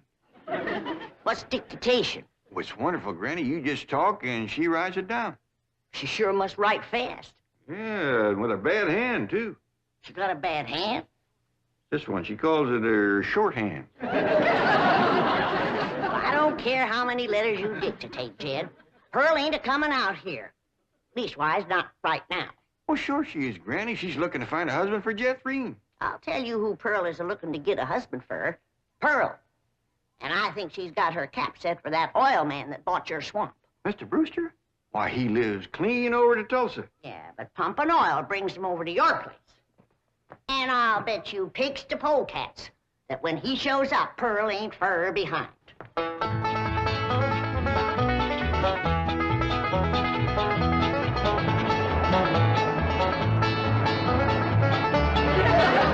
There he is. Hold on, Jethrine.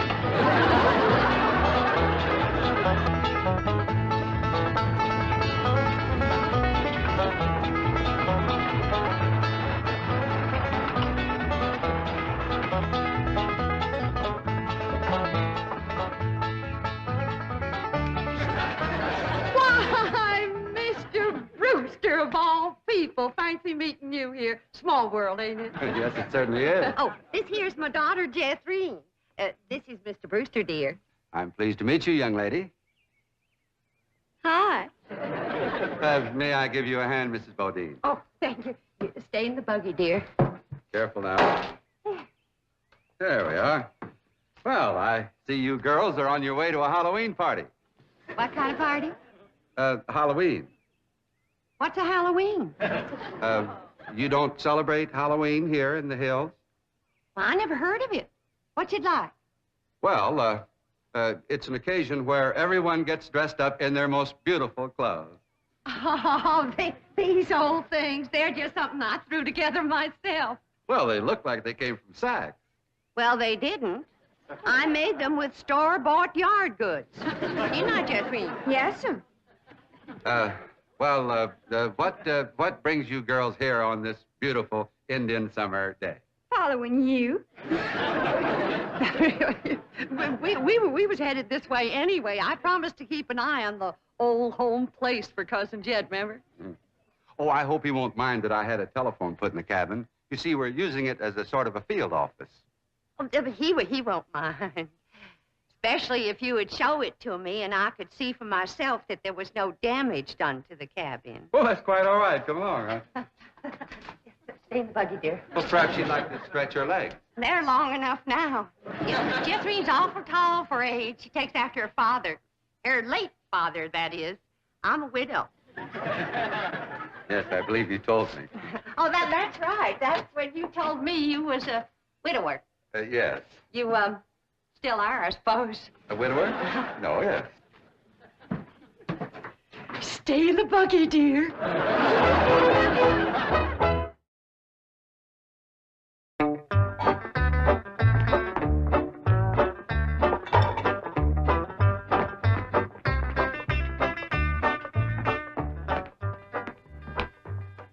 I'm going back where I should have stayed in the first place.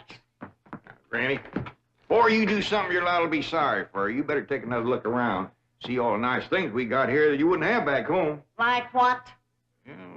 Like this great big cooking room, for one thing. Why, you could take our whole cabinet and put it right in this one room. Well, if you did that, I might stay. What about them big ice boxes? You got nothing like them back home? Didn't need 'em. Got nippy in the fall like the good Lord intended it to. This crazy California stays warm all year round. Well, that's awful good for growing things. Look at that fruit there. Did you ever in your whole born days ever see anything as pretty as that fruit? Don't spoil neither. Don't taste neither. Oh, now. Jethro ate a whole bunch of them grapes. 2 apples, a pear, and a whole handful of strawberries. And he said there wasn't one bit of juice in the whole kit and caboodle of them. He said it was dry as wax.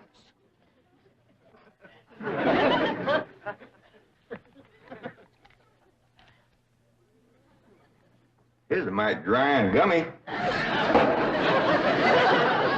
Maybe you ain't supposed to eat this fruit. That's the trouble with this miserable place. You ain't supposed to do nothing.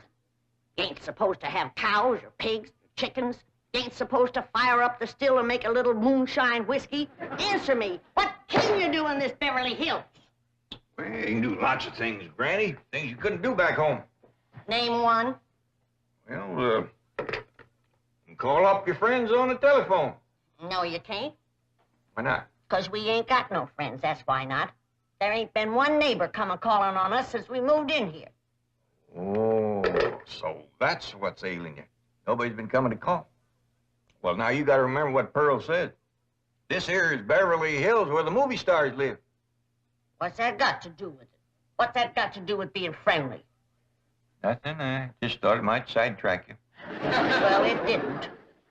Movie stars are people just like us, ain't they? Yeah, certainly prettier. Wouldn't it be worth waiting for if one of these days there come a knock on the door, and we go to answer it, we open up the door, and standing there would be Mary Pickford. Mary Pickford? Yeah, with the golden curls hanging down her back, and her pretty little rosebud mouth saying friendly things like, howdy there, I'm Mary Pickford. Oh, you'd say to that? I'd say, who's Mary Pickford? That's Granny, she's America's sweetheart. You know that movie house where Pearl plays piano on Saturday nights? I heard of it. Well, she says little old Mary is everybody's favorite. Well, tell me this. If Mary Pickford moved in that little cabin down the creek from us back home, what would we do? Oh, we'd have gone calling and brought her over a mess of pone and skinned possum. Yeah. And has Mary Pickford brought us a mess of pone and skinned possum? No, she ain't. You gotta remember, Granny, she probably spends 4 or 5 hours a day just fooling with and combing that beautiful curls hanging clear down Uncle Jed! Well, hello, Jethro. What'd you get this time? I got arrested. Yeah. Policeman, he took my gun away. He said they don't allow hunting in Beverly Hills. That does it. That does it. Then he pointed to old Duke here. He said, that dog had his rabies shot? And I said, no, sir, that dog ain't had nothing shot. I'm careful with a gun. What'd he say? He said, oh, wise guy, huh? So he put Duke and me in his police car. But we jumped out and run. Oh, is Ma and Jeff Reen here yet? No, and they ain't a-coming. Now, if you want to see your ma and your sis, you pack up that truck, and you and me will skedaddle back home where folks is friendly. Now, Granny. Oh, God, if she ain't the muliest little woman. Granny, now, just a minute. Now, Granny, will you just let me say one thing? Well, you be quick, 'cause I got a long trip ahead of me. Granny, I know it ain't been easy for you out here. New things is always vexing, especially at your age, but I'm bound and determined to keep this family together. And if you go back to the hills, we's all going with you. I'm asking you, please, to stay. Not for my sake, but for Ellie Mae. Granny, what this place has done for her is a plain miracle. Why, that wild Injun has become a grand lady. I wish you could have seen her go out that door looking like a queen in a picture book. I tell you, I just wanted to sit down and bawl, the way you done when I married her ma. Now, she's just... She's out there now. Not just wait, Granny. Wait till you see. In here, Ella Mae. Huh? You sure was right. Oh, Hobby, you don't have to wear boys' clothes to have fun with boys. May, you promised me you wouldn't wrestle. I ain't been wrestling. Then what have you been doing in your ball gown? Doing what I'm supposed to do, playing ball. Oh, I made 2 touchdowns and kicked 3 field goals.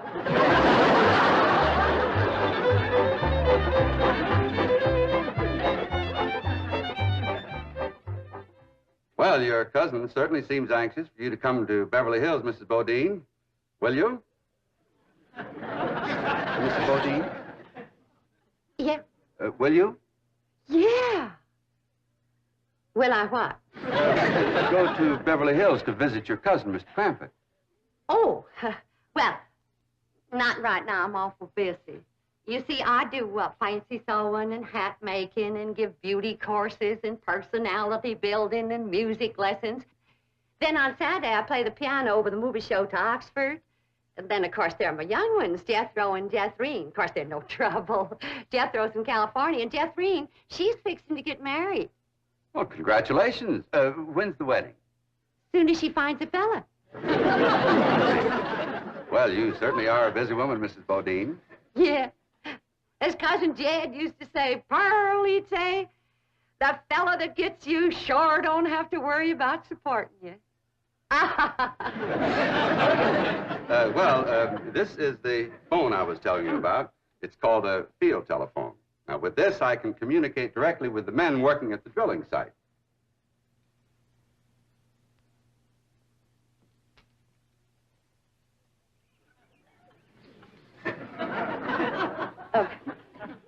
Any young men down there? Oh, yes. Any unmarried young men?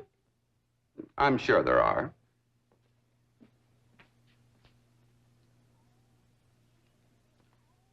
Any tall, unmarried young men? Well, they're probably all sizes. Yeah. Suppose it gets pretty lonesome working down there. Well, it's very likely. This is rather an isolated area. Any specially tall, specially lonesome, unmarried young ones? I don't think I can call any by name, no. Uh-huh.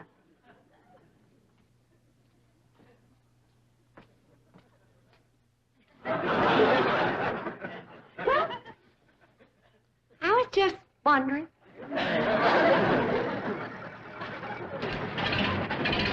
Excuse me, ma'am.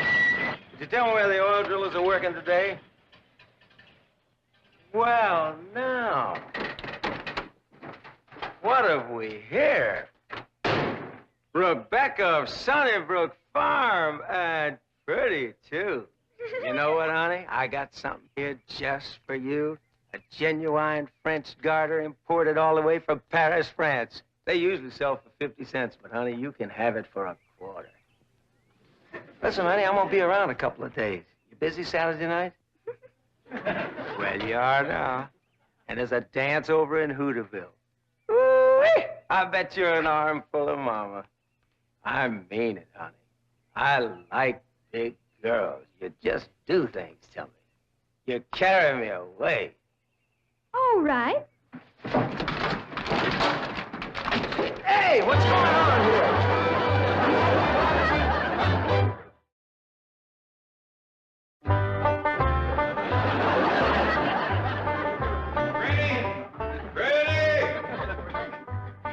There you are. What are you doing? I'm figuring. And I figure best when I'm fishing. Ain't no fish in there. I ain't fishing for fish. I'm fishing for figuring. Hey, what kind of figuring you fishing for? I'm fishing to figure how I can get home. Now, Granny, I've been doing some figuring, too. You know, I think I got it figured out how come the neighbors ain't come to visit us. I'm listening. Well, I got it figured. Out here in Beverly Hills, instead of them coming to see us, we go to see them. How come? Oh, I don't know how come. That's just the way I got it figured.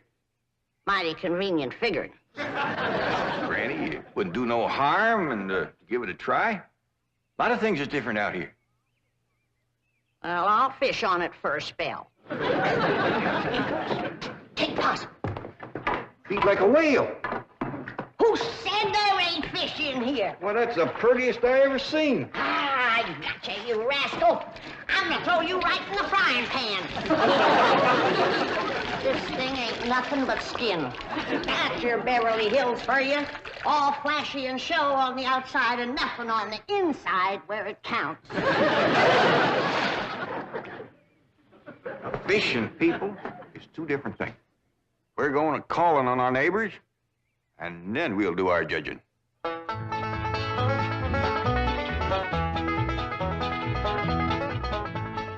Well, let's see now. Which neighbor shall we call on first? Mr. Drysdale's off in Boston with his missus, so let's go this way. If you ask me, let's go back that way. Now, Granny, you promised. Come on, everybody, let's go. You reckon they'll give us a mess of pone or something, Pa? Or maybe some salted down possum. Probably so lie on us.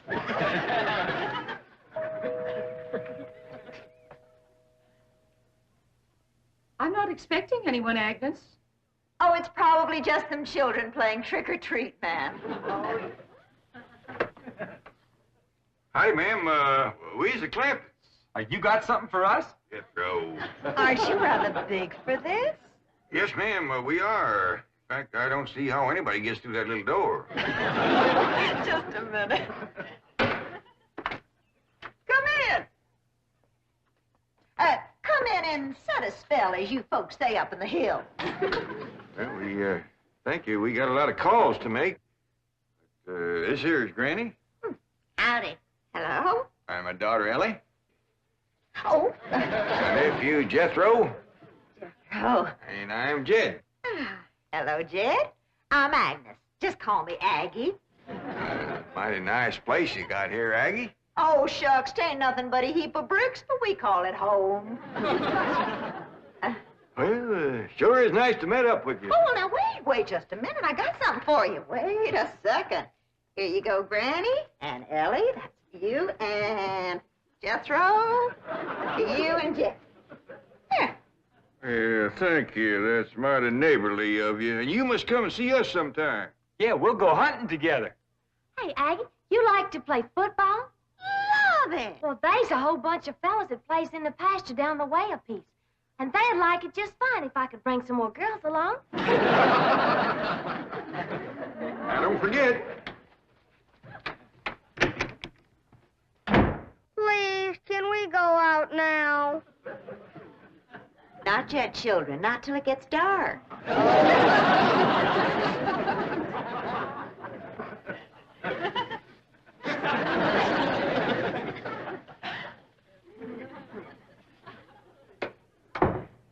Ain't that the most pitiful thing? Heart-rending. Just heart-rending. Nice-looking woman. Friendly as you please. But them young'uns is the homeliest I ever see. Wonder she didn't want to come a-calling on us. Yeah. Reckon I'd stay home, too, if my kids looked like that. Kid, I ain't never gonna say a bad word about nobody. I know what you mean. Diggies, every house we went to, they was nice to us, wasn't they? Sure was, Jed. Hey, listen, everybody. I got an idea.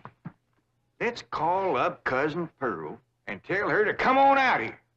Uncle Jed, you can't call Ma on the telephone. Drysdale said we could call anybody we had a mind to. Well, Ma, she ain't got no telephone at home. Don't matter. She ain't never home nohow. The way I look at it, you can't never tell what you can do until you try. I'd rather you put on one of them pretty dresses that Miss Hathaway got you. But, Pa, I can plow better in these clothes. Plowing. You know, Ellie, I'd like you to wear one of them dresses kind of regular. Wouldn't you, Granny? You're mighty fetching in a dress, Ellie. Prettier than a tub of fresh churned butter. Pa, if I go to wearing them dresses, Jethro will make fun of me. I reckon he hadn't better. Now, you run along and put on something with skirts. All right, but he hadn't better make fun. He won't, he won't. You know, speaking of Jethro, I think he's got himself a sweetheart. The banker's secretary? That's right. They was out together last night. What'd they do? Well, I don't rightly know for sure, but it was something to do with bowls. All you do with bowls is eat. Yeah, I reckon that's what it was then. She said she was going to take him bowling. You know, Jed, I kind of like that Miss Hathaway. Yeah, I think she kind of likes us, too. Oh, those marvelous Clampets. Those simple, rugged mountain people. The more I see of them, the more I am impressed. Yes, now Never have I observed such strength of body, mind, and character. Yes, now They stand like boulders in the pebble-strewn landscape of Beverly Hills. Like mighty oaks among bushes. Like quiet. Now, like I admire them, too. But those boulders need polishing, and we've got to put some city leaves on those oaks before my wife gets back from Boston. Incidentally, in any endeavor requiring physical strength, they are most exceptional. I took Jethro bowling last night. Here's the bill. $3,000. How many games did you bowl? Well, you see, what happened was this. I said to Jethro, Pick up that bowling ball, she says, and see can you knock over them pins down yonder. They's just sticks. Anyway, I snatches up that rascal, draws back, and lets her fly. Did you knock down them pins? Yeah, the pins, the pin boy, the end of the building, a brick wall, and a signboard down on Sunset Boulevard. I bet you Miss Jane didn't do that good. Well, she didn't even try. But she just looks at me and says, Jethro, you're strong as an ox and twice as handsome. Ain't no two ways about it, Granny. That city girl is sweet on this boy. I reckon so, the way she's bragging on his looks. You are handsomer than an ox. Thank you, Granny. Cousin Ellie, you're a city girl now. Do you think... You see there, Paul? I told you this would happen if I took to wearing these dresses. You call me that again, and I'll turn you every way but loose. Say nothing but city gal. Ellie Mae Clampett! You get up from there or you're going across my knee. And Jethro, you're going across mine. What did I do that was so all-fired bad? In that dress, she looks just like a city gal. You did it again! I reckon we better go out there and see she don't hurt him.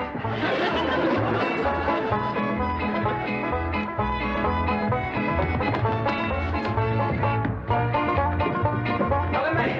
Leave me be! Leave me be! Ellie Mae! Jethro, now that we living in the city, you got to learn to use the steps. you'll be happy to know that I'm making splendid progress with Ellie Mae. She's turning into quite a lady. Fine. But it's Jed, Granny, and Jethro we've got to work on. Clothes, manners, the works. What have you done about servants? That's a problem, Chief. They're basically opposed to the whole idea of able-bodied people letting others do their work for them. Well, that's a refreshing attitude. But we've got to get a skeleton staff in there somehow. A combination butler and valet with Jed and Jethro. Who help them assemble a wardrobe, teach them how to... Ravenswood. Your butler? Oh, he's never been my butler. Came with my wife like an overweight dowry. Been in her family for years. And with Margaret in Boston, I can certainly spare him, plus her upstairs girl, Marie. I doubt if you can sell Mr. Clampett on the idea of servants. Get him on the phone. I'll make him think he's doing me a favor by taking him off my hands for a while. Right, Chief? She hadn't ought to thrown me down on my head like that. What if I'd have been carrying a frog in my hat? You ain't supposed to be wearing your hat in the house. Well, Granny, where's a fella gonna carry a frog? They jump out of your pockets. Hello? Oh, howdy there, Mr. Drysdale. Glad to have you back from Boston. Your missus come with you? Oh, that's too bad. I know her and Granny had hit it off like two sows in a mud waller. Yes, I'm sure they would. No recipes? No, my wife doesn't do much cooking. No, I doubt if she ever made grits and hog jows. Well, how about mustard greens and possum belly? No? Oh, then. Pone and squirrel shank? Boiled chicken hawk. Well, say, she don't do much cooking, does she? No. Well, the reason I called Mr. Clampett is I have a butler. Well, he really belongs to my wife's family, but he's been with us ever since we were married. And I was wondering if you'd let him come and stay with you for a while. You mean board with us? Well, I guess you could call it that. Who's gonna board with us? Just a minute. Some kin of Miss Drysdale named Butler. Why we be just... That's that no good fat rascal that wouldn't let Ellie and me in to help Miss Drysdale when she was sobering up. Hello? Granny was talking at me, but she's done now. Oh, no, she ain't. Just a minute. Granny, let me hear the men out, and then we can talk it over. Yes, sir, Mr. Drysdale. I'm a-listening now. Well, in addition to Ravenswood, he's the butler, you can also have my wife's upstairs girl, Marie. Margaret may be away for some time, and I have absolutely no use for him.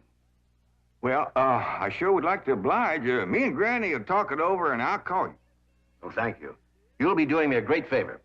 I was glad to help out when I can. Thank you again, Mr. Clampett, and goodbye.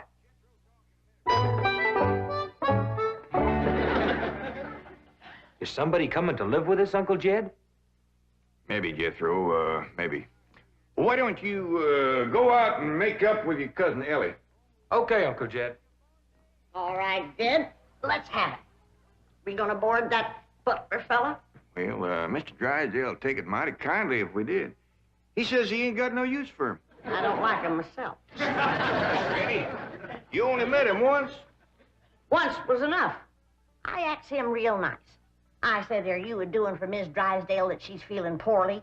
Are you doing the washing and the scrubbing and the cleaning for her? And he looks right down his nose at me and says, Madam, I am a butler. I reckon he is proud of his name. Kind of fancy. Ravenswood Butler. I don't care if it's Stonewall Jackson. And I think Mr. Drysdale has a lot of gall to ask us to take his wife's kinfolks off his hands. Well, now, I'm mighty beholden to him. You know he's keeping my $25 million in his bank, and he ain't charging me one penny to do it. That's his business. You didn't ask him to do it. Well, now, Granny, if it was just Mr. Butler, I might agree with you, but there's a sad side to the story, too. What's that? Well, you've heard of Mr. Drysdale speak of his stepson. That's his wife's boy by her first marriage. The one they call Sonny? Yeah. Well, it seems she's got a girl, too. And there must be something wrong with her. What? Well, I don't know, but they keep her upstairs. No. Yeah. He spoke of her as my wife's upstairs girl. Oh, the poor thing. Her name's Marie, and he'd like us to take her and Mr. Butler. Doggone it, Jed. We got enough to do to take care of this big place without... He didn't say what was ailing her, huh? Well, no, but if you ask me, they ain't eating right over there. No. You know what Mr. Drysdale told me? What? His wife ain't never cooked grits and hog jowl. Ah, go on. That's a fact. Nor mustard greens and possum belly. Nor pone and squirrel shank. Nor even boiled chicken hawk. The land of mercy. You can't hardly blame Mr. Butler for getting a mite cranky. Man don't eat right, he gets that way. Well, dear, I reckon it won't do no harm to take him in for a spell. Granny, for such a little woman, you got an awful big heart. Well, I feel sorry for the poor girl. But the first time that fancy pants Mr. Butler looks down his nose at me, I'm gonna chuck him in the cement pond.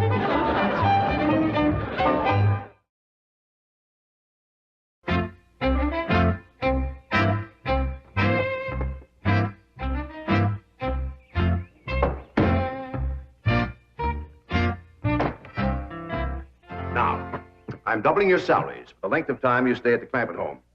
But if one word of this gets back to my wife in Boston, you're both out of work with no references. Actually, you will find the Clampetts to be basically fine people. All they need is a little polish. Polish. They need sandblasting. However, I think Miss Hathaway's plan may overcome their initial resentment of wearing city clothes. Yes, I think I have devised rather a clever strategy. To put it briefly and succinctly, my strategy is as follows. I shall propose to the Clampetts that they sit for a family portrait. As you know, my hobby is painting. Now, I shall suggest to the Clampetts that their attire match their background, which is, of course, their beautiful mansion. They will no doubt see the logic of my didactic approach, accede to my wishes, don suitable raiment, and, once they have seen themselves thus attired, take... We're in. Let's go. We forgot to dust the stair rail. I'll do it, Granny.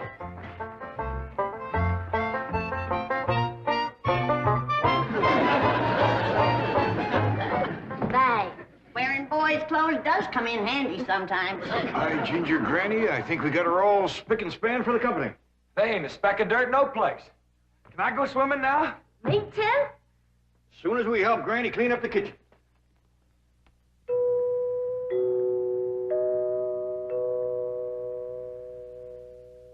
There goes that music again. Sure is pretty. You ever find out where that comes from? Know 'em, Granny. Every single time I commence to looking for it, somebody comes to the door. Nobody to the door now? There will be. You'll see.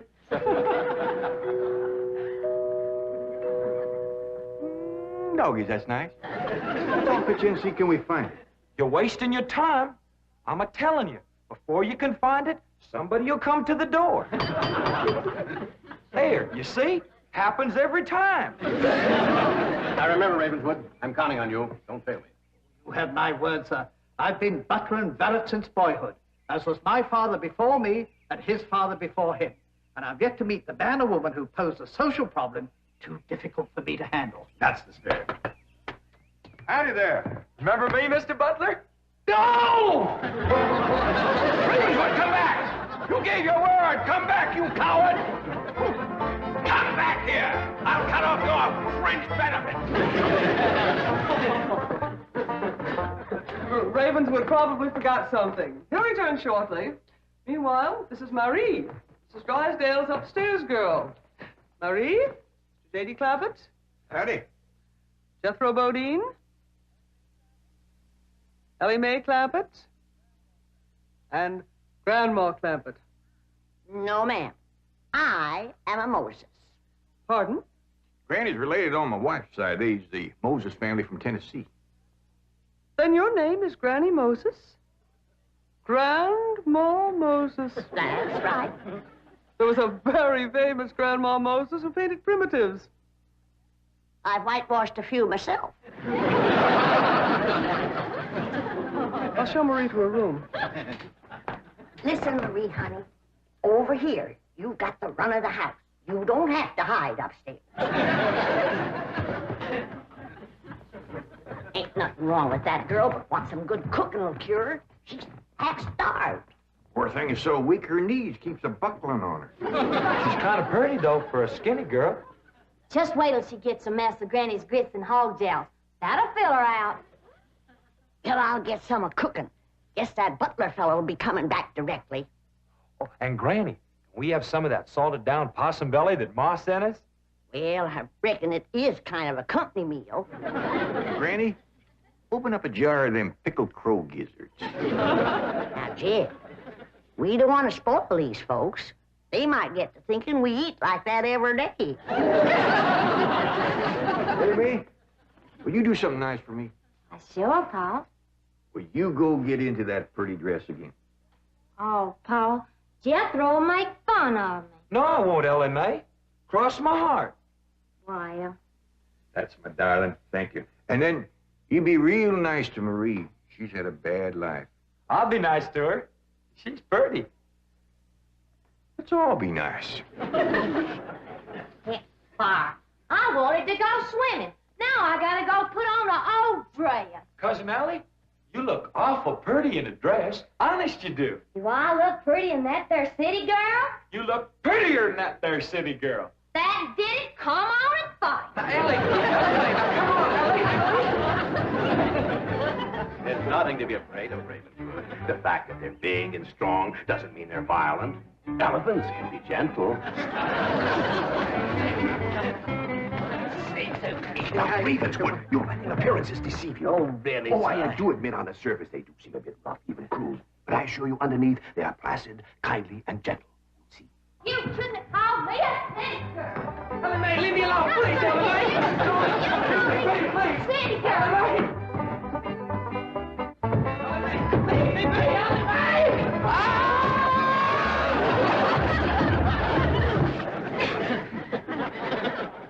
Mr. Butler, don't never say anything nice to that girl. She'll kill you. Come back here! Coward! Come back! You promised! I Thunder, Granny, when Mr. Drysdale said he didn't have no use for Mr. Butler, he sure wasn't fooling. I just seen him cut through the brush chasing him with a stick. If Mr. Butler gets sassy with me, I'll chase him with more than a stick. Jan, Ellie throwed me down on my head again. If she don't stop that, I'm gonna get a headache. Stop riling her, Jethro. But golly, all I said was she's pretty. That ain't no call to bust a fella's head. Pardon. Oh, howdy, Marie. Hi, Marie. Are you hungry, darling? No, madame.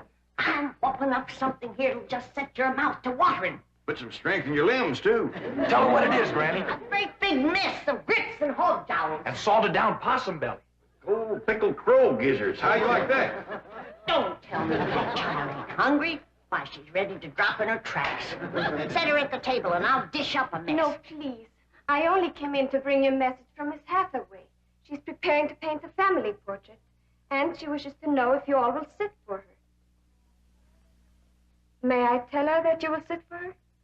Well, yeah, I reckon we'll do that. Merci.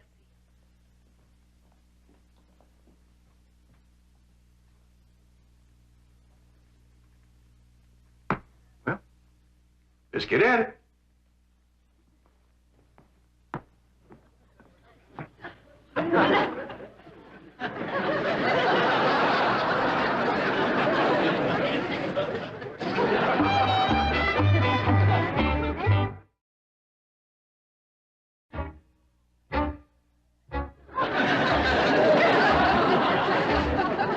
It's all right to talk while we're sitting. Yeah, I reckon. Found out something about Marie. What? She's scared of Mr. Butler. How'd you know? I asked her to go swimming with me, and she says he wouldn't allow it. What business is it of his?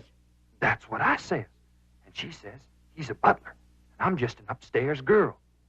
I got to do whatever he says. We'll see about this. Ah, dingies. Let's get Mr. Drysdale, find him, and give him a whooping. I'll catch him, Granny. Ellie, you go put a dress on like you promised. Uncle Jed, I'm going swimming. If I see him, I'll fetch him in.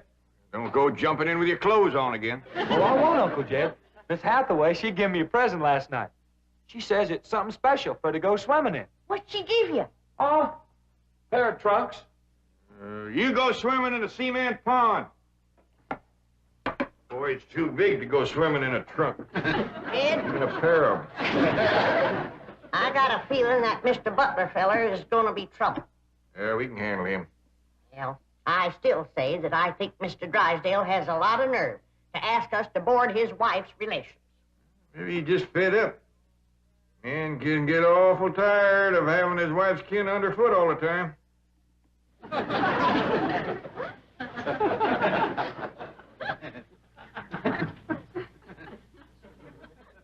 He told me that Butler fella had been living with him ever since they was married. I declare some in-laws latch on to free room and board like leeches. It takes a mule kick to jar 'em loose.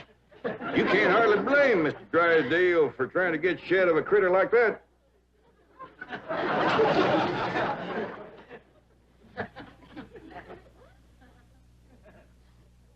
Is that the way you feel? You bet it is. I'll see how fast I can get packed. I'll get out from underfoot just as quick as I can. No, Jed. I know when I'm not wanted. It don't take no mule kick to get shed of me. Darnation, Granny, I wasn't talking about you. We couldn't get along without you. No, Jed. I'm just a burdensome old woman. No good to nobody. Why don't you throw me down the well? Go ahead, pick me up, carry me out to the well, and throw me in. Stop talking like that. Uncle Dan! Uncle Dan, look here! I caught him. Mr. Drysdale, he gave out, but I caught this fat little rascal. What are you doing? You gonna whip him, Granny? No, Jethro. I'm going to get thrown down the well. Why don't you throw us both down the well together? We're just no good leeches, both. Hush. Mr. Butler, I'm sorry Jethro got mighty rough with you. He don't mean no harm. He's just an overgrown boy. Now, we's almighty pleasure to have you come and stay with us, and as long as you behave yourself, won't be no trouble. Oh, I'm Jed Clampitt. Sir. You sure it's Granny? I reckon you and Jethro done met. Yeah. Sir. Oh, and this here is my daughter, Ellie Mae. Enchantée, mademoiselle. Vous êtes très belle, très charmant, très ravissant. Don't you dare use them kind of words to a lady. What do you say, Granny? I ain't sure, but it sounded dirty. You said your daughter was pretty and charming. Oh, you're so different from all the others. You're like a beautiful city girl. He had not have said that. Oh, Marie. Oui, Miss Jane. Didn't you say the Clampetts had agreed to sit for their portrait? Oui. They said they would do it. What is it? I believe it to be self-preservation, madam. No!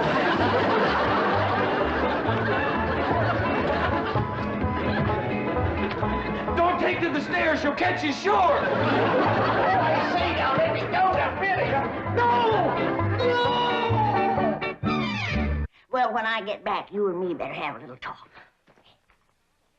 You ever been courted in Spark, Granny? Honey?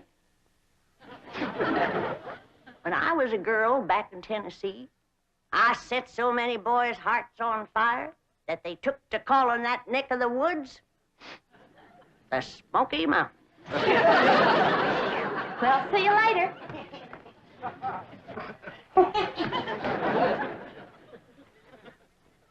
Daisy, you old heartbreaker. You still got it. That's the truth. Who you stepping out with? Ain't stepping out with nobody. I'm going to the supermarket. What's a supermarket? I don't know. I reckon it's kind of like a general store. But that's where you have to go to buy your victuals out here.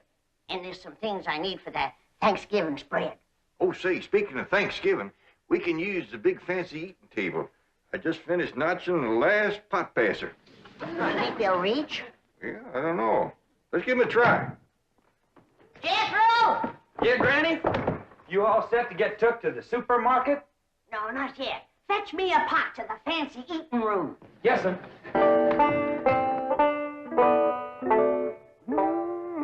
That sure is a mighty fine eating table.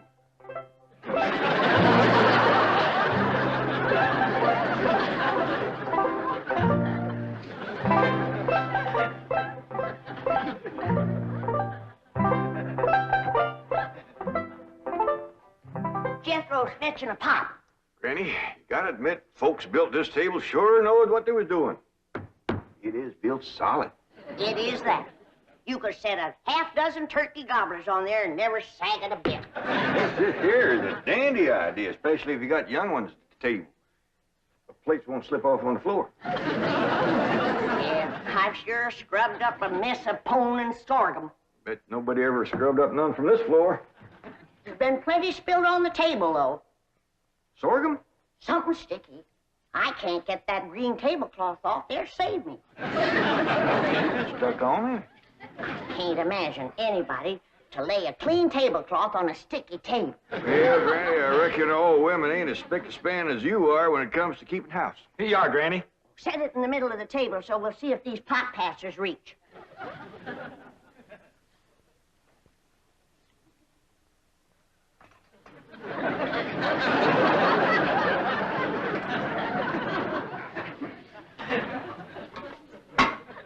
Yeah, I reckon that'll do the trick, all right. Ted, maybe you better whittle some sharp points on a few of them, and we can spear the meat and pass it. Good idea, Granny. I'll do that. How do you reckon the folks that lived here before us passed things? Well, they probably had a big family and passed from hand to hand. That reminds me, we're having 5 for our Thanksgiving meal. Yeah, you already told me. Company coming? Extra special company. Ellie's beau. Has Ellie got a beau? She sure has. Mr. Drysdale's stepboy, Sonny. Him and Ellie ain't never seen each other yet. Sonny and his ma just come in from Boston. But Mr. Drysdale says his boy will be just happy to come a-courting Ellie. I won't. I have never submitted to a blind date before, and I refuse to do it now. Sonny, dear, do it justice once for your daddy. He's not my daddy. He's your husband. All right, then. Do it for stepdaddy. It seems to mean a great deal to him. Mother, I'm the most popular man on the campuses of 3 universities. Vassar, Wellesley, and Smith. To those girls, I'm an idol, to be worshipped. I can't just date anyone. Sonny, dear, it might be fun to date someone new. Someone young, and lovely, and charming. For her, yes. But how do I know what she'll look like? No, I can't. I can't. It might cause too much of a trauma, Mama. But your stepdaddy says she's very attractive. And it seems that she's the daughter of his wealthiest depositor, whom he wishes very much to please. Mother, what kind of a man have you married? He's selling me for a rich man's gold. It's sordid! Oh, it is sordid! It is sordid! No, my precious baby. I know it was wrong of me to marry a common bank president, but I wanted you to have everything, and all I could give you was the heritage of a fine old family. But it takes money, too, darling. Money, I hate that word. Makes the rich the social equal of us. Oh, no, dear. It could never do that. I wish you'd read the thesis I wrote on economics last week. Money and why it is not important. You know, for a boy who's been going to college for 17 years, you haven't learned much. Milburn, you must not throw it up to Sonny that he keeps going to college. He's trying to find himself. Don't take my advice. Don't look. Come on, dear. Let Sonny get dressed for his date. I'll draw him a nice hot bath. Try not to drown. Daddy? Just a moment, Daddy. You called me Daddy. You've never done that before. Don't ever do it again. I refuse to date a strange girl just to benefit your economic situation. Well, I've got news for you, Sonny. My economic situation and your economic situation have a very definite relationship. Money doesn't interest me. Who steals my purse steals trash. Well, you will have a date with Ellie Mae Clampett, and you'll be nice to her, or I'll cut off every penny of your trash. Milburn, did I hear you say that it's the Clampett girl you're asking Sonny to date? That's right. But, my dear, I haven't finished the genealogical check of their family tree. We don't know that Ellie Mae is socially acceptable for Sonny. Good heavens. Now, you listen to me, Sonny. Jed Clampett is thrilled at the prospect of his daughter having a date with you. A city boy, educated, refined. To him, you're a knight in shining armor, a handsome Prince Charming. He thinks you're the greatest thing that could ever happen to his daughter. Mr. Clampett sounds like a very intelligent man. No, dear. I've heard the most disturbing reports about the Clampetts. I understand they're no better than peasants. Good heavens, a date with a girl like that is unthinkable. Now, Margaret, I hesitate to assert my authority. But unless I have assurance that my wishes will be carried out, I'm afraid I will have to... Mother! Dad! Who is that? Who is she? Who is what, dear? That divine creature by the pool next door.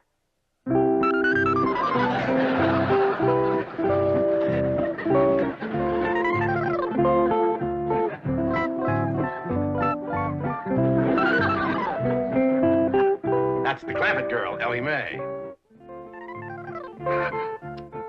Oh, Dad, you're sensational. Of course I'll date her. Good boy. But, Sonny, she's not a blue blood. The color may not be right, Mother, but I sure dig that crazy container. Wow!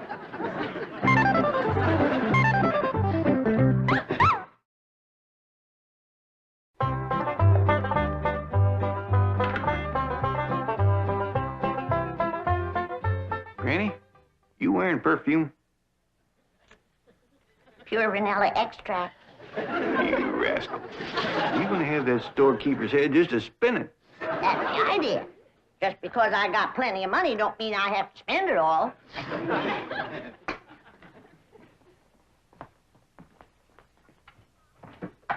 Howdy, Paul. What you doing? Oh, I'm fixing some turkey stickers for a company meal. Oh, say, Ellie, Yeah, Pa? is there anything you don't know about the birds and the bees? No. How come you to ask? Well, I reckon these what Sonny Drysdale's been studying at school. Either that or he's partial to them. How'd you know?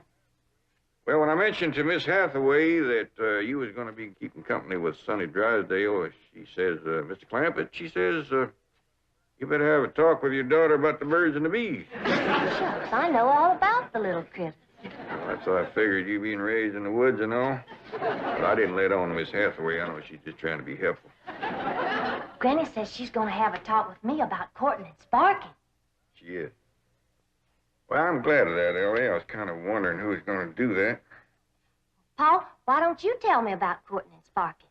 Well, Ellie, that's something that a girl's ma usually tells her about.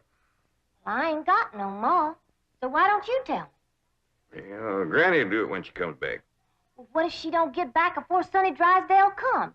Then I won't know how to court and spark him. You ain't supposed to court and spark him. That's what a feller does to a girl. How? What does he do? Well, he gets himself all slicked up, shaves real close, shines his shoes, puts on a stiff collar and a clean shirt. And he goes to calling on the girl, toting a nice big store-bought box of candy. Hot diggity dog, I'm gonna like courting and sparking. It's only the courting part. I ain't got to the sparking yet. What's that like, Pa? Well, she invites him to come in the parlor and sit. And they usually sit on a sofa or something, him on one end, her on the other. Yeah? Well, then he goes to carefully, little at a time, scooching down to where he's within reaching distance of the girl. Sonny Drysdale gonna do that to me? He might. And when he does, that's when a girl has got to be careful. Don't you worry, Pa. If that rascal goes to reaching for my candy, I'll knock him clean off of that sofa. Oh, Sonny, you sea beast. You creature from the Blue Lagoon. Now, my dear, don't you fling yourself overboard, because I'm not worth it. No, don't. My dear, my... Oh, well, there were too many girls aboard anyway. We were beginning to list. Sonny, are you decent? Not me. The devil. Come in. Sonny, you're beautiful. Mother! Girls are beautiful. Boys are handsome. Dashing. Debonair. You're right. I'm beautiful. Well, I just spoke to Jed Clampett. He's expecting you to call this afternoon. Maybe take Ellie Mae for a drive. And tomorrow, they're expecting you for Thanksgiving dinner. 2 days? Gee, stepdad, no girl has ever been exposed to me for 2 consecutive days. Well, it may be unleashing forces too powerful to control. What if the Clampett girl gets serious about Sonny? Well, we'll celebrate with the finest champagne money can buy. Oh, no. My baby's not ready for marriage. Margaret, he's 35 years old. I am not. I was a leap year baby. Now, I've had enough of this nonsense.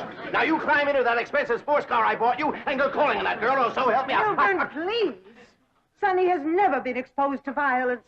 Even when he was born, I gave the doctor strict orders that he was not to be spanked. But it's not too late to start. Now, are you going or aren't? I'm going. I am going. You want me to go along? No, my dear.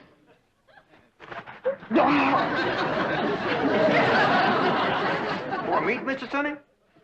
Why, no trouble at all. Hey, whack off as much as you want. Jed, he's back from the supermarket. What darnation is that? That is what you call a shopping cart. There's a sign down at the supermarket that says take one. So Granny did. But there's Indian givers. They wanted me to give it back when we were leaving. She didn't do it. Did you, Granny? You're darn tootin'. Oh, they sweet as honey when you first come in. But they give you a heap of trouble when you start to leave. What kind of trouble, Granny? Well, First, you stand in a line with a kind of a gate. And at that gate, there's a woman. She looks at what you've got. Then she starts to push a lot of little knobs, and bells start to ring, and a drawer pops open with a lot of money in it. Doggy. Then she tells you how much money to give her. She says to me, she says, that'll be $28.25. And I says, now you make up your mind. Is it 28 or is it 25? And she says to me, she says, that's 28.25. Well, I seen I wasn't getting no place with her. So I give her the benefit of the doubt, and I plunked down 28. A quarter and 3 pennies. I reckon that pleased her. You'd have thought so, but not her. As I started through the gate, she says, hold on. Madam, you're short. I said, maybe so, but I'm big enough to take you on. Fanny was getting right mad. Well, you'd have got mad too, Jeff. And you get after Ellie about running around in boys' pants. You should see those women in that supermarket.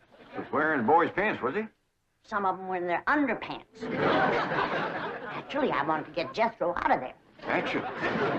And I did, too. By dingy, they didn't stop us. Good for you, Granny.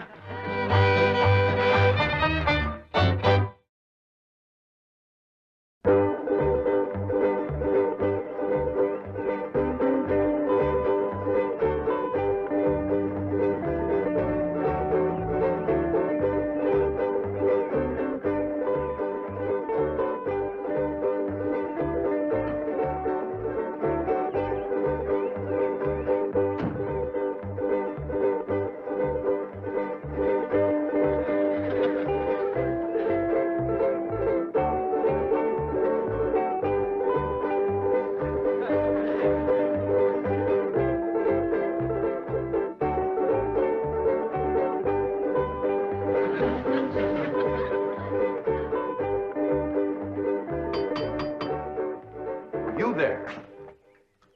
Me? Yes, you. Does that weird-looking vehicle belong to you? No, sir. Can you move it? I reckon so. Please do. It completely spoils the effect of my imported 190. What should I do with it? Oh, I don't care. Just get it out of sight. Hide it somewhere. Yes, sir.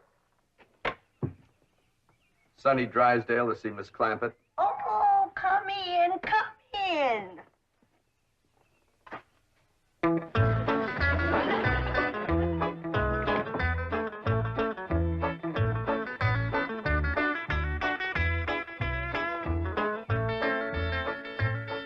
What you doing, Jethro? Trying to find out how to drive this thing. What for? Whose is it? Sonny Drysdale. He asked me to get it out of sight for him. All right. Just trying to surprise Ellie. Where do you say put it? Well, he just said hide it somewheres. Yeah, let's accommodate him. You take the front end, I'll take the back. We'll put it back of them bushes yonder. Okay.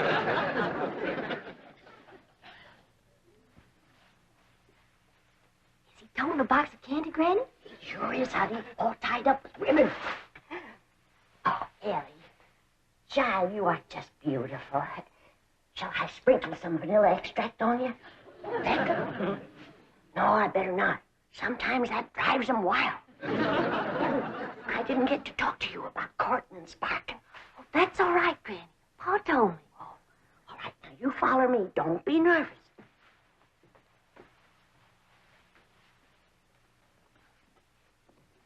Here she is, Mr. Drysdale. Thank you. You're beautiful. Divine. Never mind me. Say something nice to her. Hold it just a moment. What a vision you are. What a picture you make. From your golden hair down to your... Is that for me? Yes, it is. Bet y'all can guess what it is. Try. It's something sweet. Exquisitely sweet. Something yummy. The yummiest. Something all girls like. You guessed it, it's me. You can sleep with it under your pillow. You want to come into the parlor? What are we going to do in there? Talk about the birds and the bees. Well, Scooby do. You peasant girls don't beat around the bush. Miss Clampett, my lips long to taste your lovely hand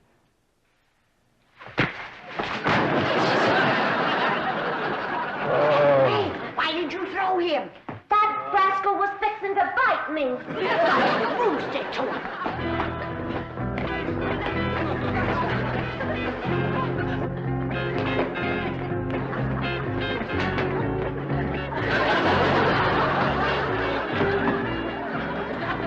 My car, where is it? Oh, it did good, ain't it? Ain't nobody can find where we put it. Big oaf, I'll destroy you.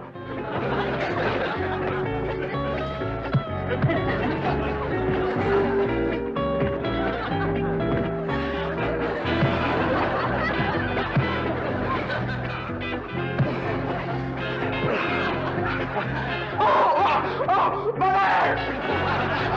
Mother! Who was that? Sonny Drysdale. Mother!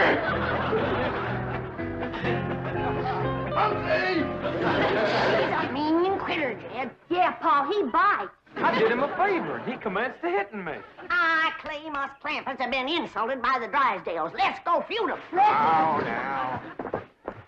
Why, we could whoop them with one hand tied behind us. We ain't got no cause to whoop 'em, Granny. No cause. Why, just yesterday I went over there to the Drysdales to borrow a cup of possum fat. And that butler fella that lives over there, he says to me, you wouldn't pull my leg, would you? And I said, well, one good turn deserves another. Stick it up here and I'll give it a yank. And do you know that he slammed the door right in my face? Let's go. Now, hold on. Now, we're all going to calm down. Go next door, talk to Mr. Drysdale. We'll straighten this whole thing out. Come on. There. Mother's baby is going to be all right. Was it just a dreadful experience, darling? Dreadful. Margaret, Sonny, Clampets are here. They followed me.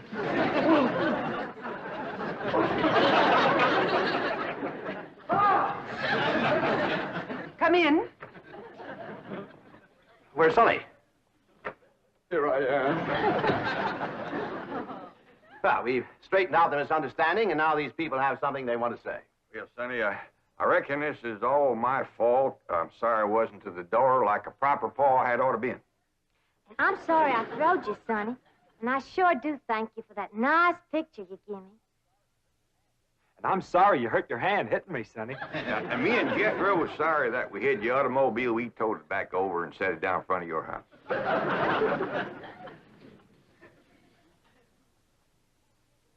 Well, I can't think of nothing I'm sorry for. But we sure would be proud to have you all come and take Thanksgiving victuals with us. Sonny and I wouldn't think of passing up an invitation like that. We'll be there, all of us. Let us say grace. We sure have got a lot to be thankful for, Lord. We got good health, good neighbors, good food. Jethro's going to school. Ellie's got a feller. I guess everything is... Ready, Sprucey? Yes, sir. You were slicker than a peeled onion. Smell like one, too. I'd go to selling that stuff. I could put an ad in one of them catalogs. If you want the girls to stop and stare, put Granny's gravy on your hair. All right, Granny, come on. Let's get on with it. Hey, Uncle Jed, you're getting your hair cut. Thanks for telling me, Jethro. Oh, that's all right. Burn it, Jethro. What's going on? Is there going to be a wedding or something? I could be the way that Sonny Drysdale is a sparking Ellie Mae. Oh, he's with her right now, up by the cement pond. I better get right out there and keep an eye on him. Now, you sit still and leave those young'uns alone. Can't you remember how it was when you was a boy? Yeah. I better get right out there. It's broad daylight. And besides, they swimming. No, they ain't. He's a sitting on the bank, and he's a holding her hand. What an interesting hand you have. I see a man, a handsome Harvard man. Where? Right there on your heart line. Oh, that's just the one I got from picking up toes. Ellie, you mustn't let horrid, slimy creatures touch you. Oh, heck, you ain't slimy, Sonny. Just a mite greasy from all that oil you smear on yourself. What a precious paradox you are. What a charming contradiction. You look pure Park Avenue and you speak pure Tobacco Road. That good? Good, it's fascinating. You're a challenge to me, you child of nature. You are the raw clay from which I will mold a perfect woman, worthy of a perfect man. Me. You know Shaw's Pygmalion? I don't even know Shaw, let alone his pig. Oh, you woodland sprite! You forest little bird. You are so refreshing after all those intellectual types of Vassar and Wellesley. You make me feel superior. That good? Good? It's divine.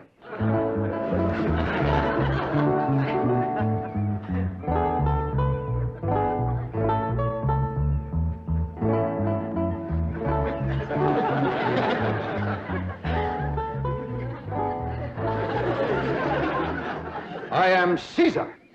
You are a fair-skinned captive, a barbarian slave. Shall I drag you through the streets of Rome behind my chariot? Or shall I throw you into the arena with my lions? No, Caesar has other plans for you, my little savage. You shall be my slave, yes, but only the invisible bonds of love shall make you my prisoner. Come, I shall strum upon my lyre and recite odes to your beauty. What say you to that, fair maiden? How speak you now to mighty Caesar? I declare, Sonny, you're more fun than a bucket of tadpoles.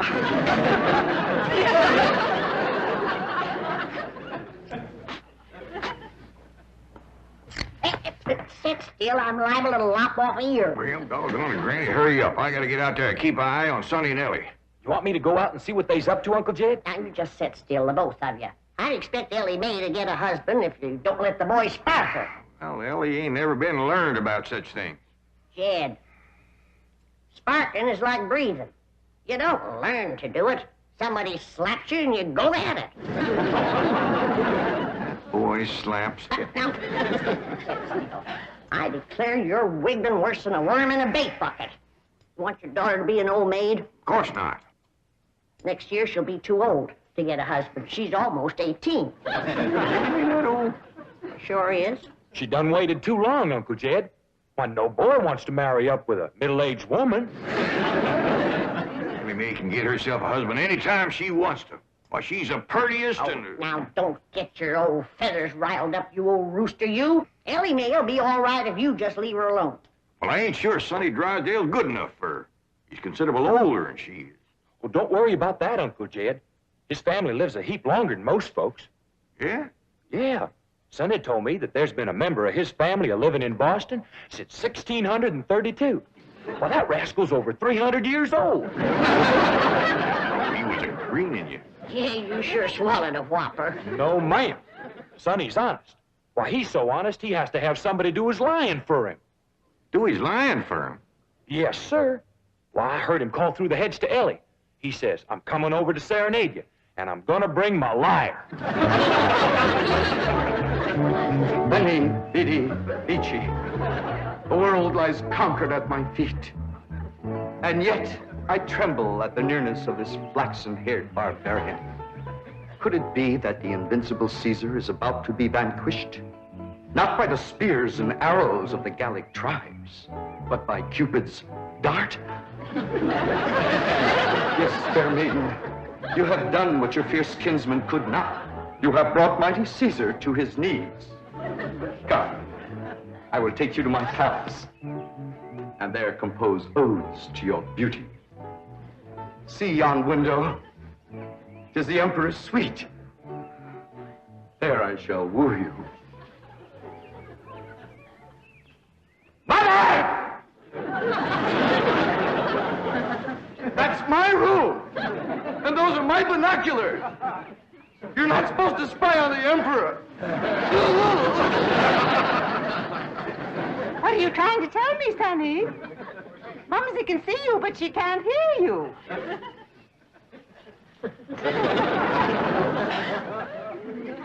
Yes, darling, Mumsy is watching.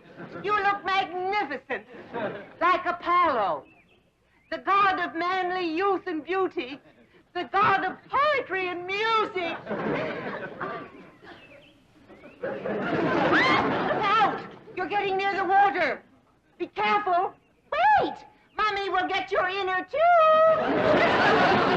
Come, fair maiden, and I shall sing of your golden tresses and your azure eyes and your skin of alabaster and your other charms that set me aflame. You mean you really burn it? Yes, dear one, and only you can put out the fire. Okay.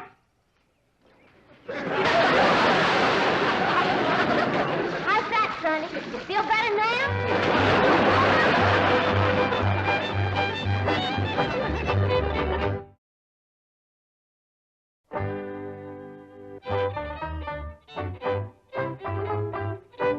All right, Jethro, you're next. Oh, hi, Ellie Mae. Where's Sonny? Well, he run home to his mama. You didn't throw him down and hurt him again, did you? Don't you know, Pa? He caught fire, so I wetted him down in the pond. Sound like you done the right thing. How'd he catch fire? He said it was my charms that set him to burning. What charms was you toting? Well, just my sack of crawdad bones and my buckeye. We never heard of crawdad bones and a buckeye starting a blaze. What happened to your rabbit's foot? I didn't have it. There you are. You can expect trouble when you ain't toting a rabbit's foot. You know what my teacher over at Pot School said about toting a rabbit's foot? What? She said it's a superstitious invocation contradicted by scientific knowledge. It's always nice to know you ain't been doing something foolish. Don't you worry none, Ellie. You go jump into a purty dress, and I'll walk you up a love charm that I guarantee will bring Sonny Drysdale back. Yes, I am, Mother. I'm going back. Sonny, darling, you're delirious. Here, bring some of this penicillin. I'll send for an ambulance. Mother, I am perfectly all right. Of course you are, precious. A nice rest in an oxygen tent is all you need. I don't need an oxygen tent or an ambulance. All right, just relax. And Mumsy will call the police. Police? But of course. I mean to have that violent, dangerous girl arrested for attempted drowning. Mother, you will not call the police. I'm going back there right now to see Ellie Mae. Ah, darling, that's very brave of you, but you're in no condition to make a citizen's arrest. Mother, I'm not going to arrest her. I want to help her, to work with her, to tutor her. What? She's like a wild, wonderful jungle cat, and I'm going to tame her. Sonny, you are delirious. I'll call the doctor. Mother, mind is made up. That girl needs me. For the first time in my life, somebody really needs me. I need you. The whole world needs you. Ellie Mae Clampett needs me, and I need her. I'll be her Pygmalion, and she'll be my Galatea. Sonny, you're not becoming emotionally involved with that creature. She's not a creature, Mother. She's a girl. A wild, wonderful, beautiful, ravishing girl. Yes, I am becoming emotionally involved. I forbid it. She's not socially acceptable for my baby. Mother, I'm not your baby anymore. I'm a man in search of a woman.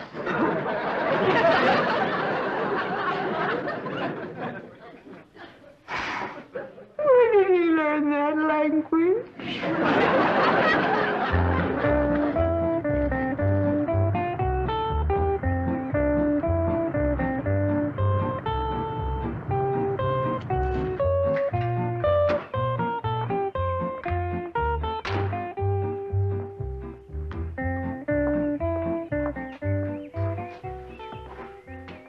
Hello, Duke. You noble veteran of the chase. Are you homesick for your forest paths and mountain trails? You look like a cashier waiting for the bank examiners to arrive.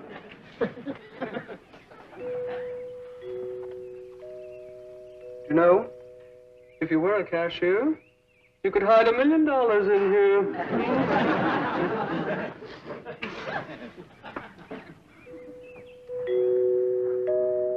There goes that music again. Did you ever find out where that's coming from? No, sir, I didn't. Every time I went to looking for it, somebody always come to the door. This time I'm gonna find it for sure. You see? Oh, bonjour, Jethro. Oh, howdy, Miss Hathaway. No. When I say bonjour, Jethro, you say bonjour, Mademoiselle Jane. Now say it. Bonjour, Mademoiselle Jane.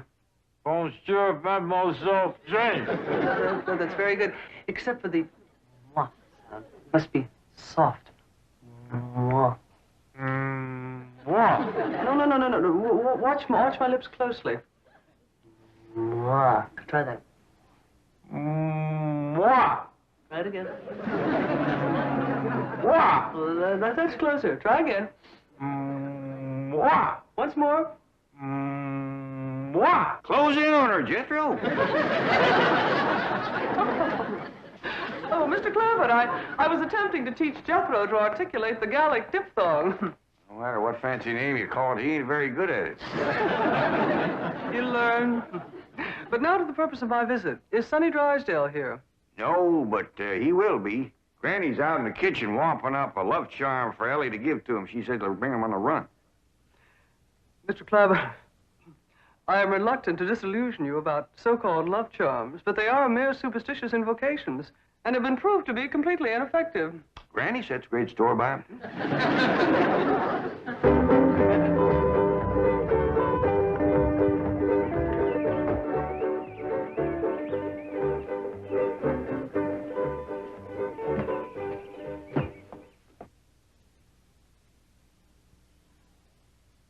Here you are, Ellie. One guaranteed love charm. Guard it with your life. What's in it, Granny? Oh, I dasn't tell you. Leastways, not just yet. But I'll give you the secret before I go on to my reward like my granny done to me. I'll guard it too, Granny. Granny? Granny, Mr. Clampett tells me that you've conjured up some sort of love charm for Ellie Mae. Right here it is. It's made out of all secret stuff. That is ludicrous, irrational, sophomoric, and pure hokum. You didn't even guess one ingredient. No, Granny. Don't you come spying. I'm telling you for the good of the country. If the secret of this love charm ever got out, I shiver to think what might happen. I wouldn't want it on my conscience. Hear me now, mongrel. Neither sleep, nor snow, nor vicious beast shall keep me from the side of my beloved. Here I come, ready or not. So, you still think it won't work, huh? That is correct. All right, Ellie. Open up the pouch, mate. Now, when I drop this starting powder in it, quick close it. Press it to your heart. And say, darling, darling, my true love, come a-swooping like a dove. Darling, darling, my true love, come a-swooping like a dove. This is Ellie! Ellie! I have flown to your side in spite of all danger. What fate, what power have I to thank for giving wings to my feet? That little old charm maker, me.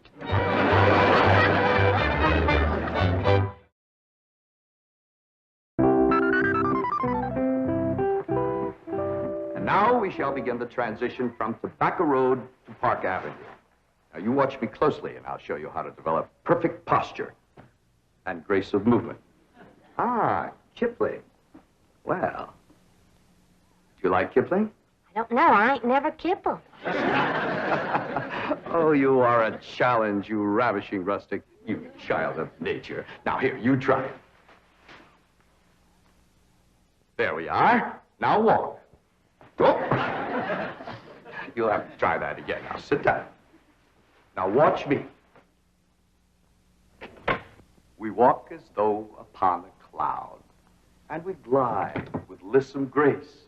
And as we walk, we always keep a smile upon our face. What's he doing? Out there is something called Kipling. He's trying to burn it to Ellie. Now, this is how you sit in a chair, smoothly and gracefully. There ain't no chair where he's a-sitting. I know. What do you reckon's wrong with that rascal? Appears to me he's about 2 bricks shy of a load.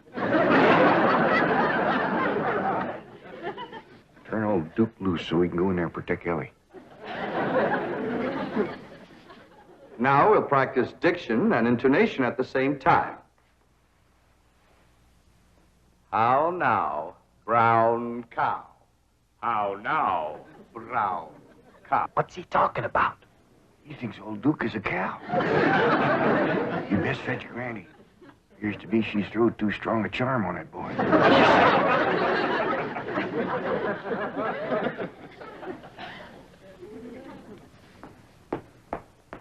Here you are. One guaranteed charmer. Now, you hold the bag while I sift in the starter. I know this is all a lot of absolutely ridiculous nonsense. Please hurry.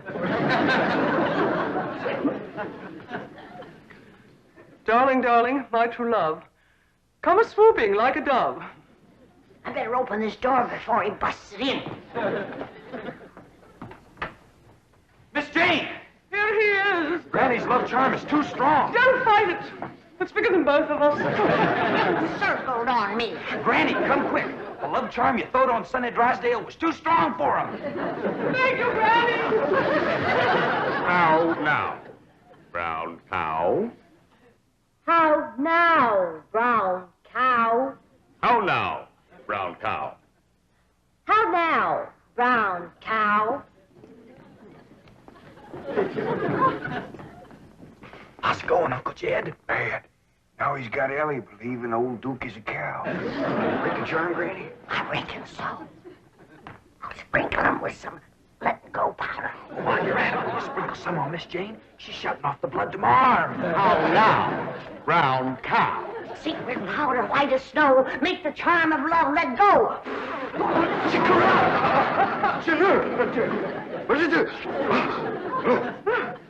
The spell is broken. Now, please, everybody listen to me. I must have complete quiet and concentration if I am to transform this bucolic beauty into a sophisticated debutante. Now, I have studied drama at Yale, Harvard, Princeton, and Dartmouth, and I am probably the only living man who can accomplish this difficult cultural metamorphosis in the brief time available. Now, everybody, please go while I transfuse into this simple, untutored mind the charm, the polish, the splendor that is Sonny Drysdale.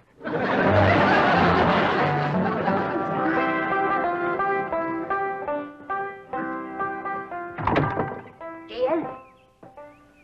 Hi, Granny. Is Ellie and Sonny still in that room alone? It was the last time I was listening, a couple hours ago. They was talking about the rain in Spain, a land in the plain. Well, I guess he can't be up to no nonsense if they're talking about the weather. Doggies, I can't wait to see Ellie all polished up and talking like Sonny and Miss Jean.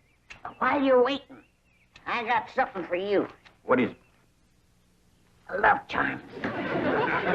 What in Sam Hill I want with that?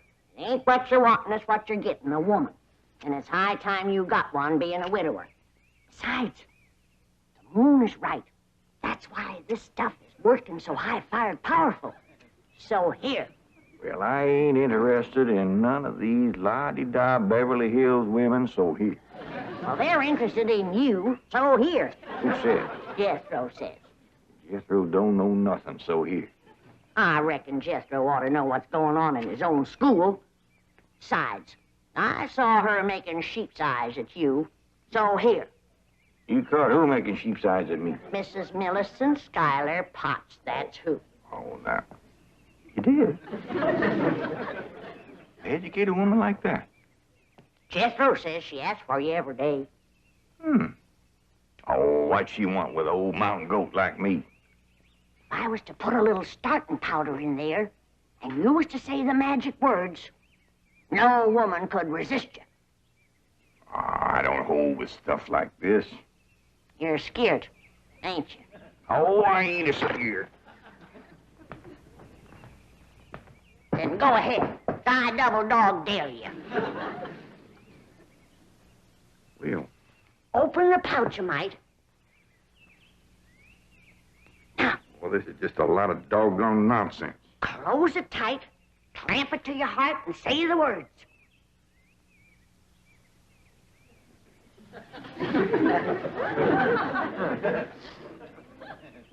Darling, darling, my true love come a-swooping like a dove. Where is he? Where's my dog? It's Mrs. Drysdale. Where is he? Oh, where is he? Oh, I tried to stay away, but I could not. He's mine, and no other woman shall have him. Drysdale, you're a married woman. Think of your husband.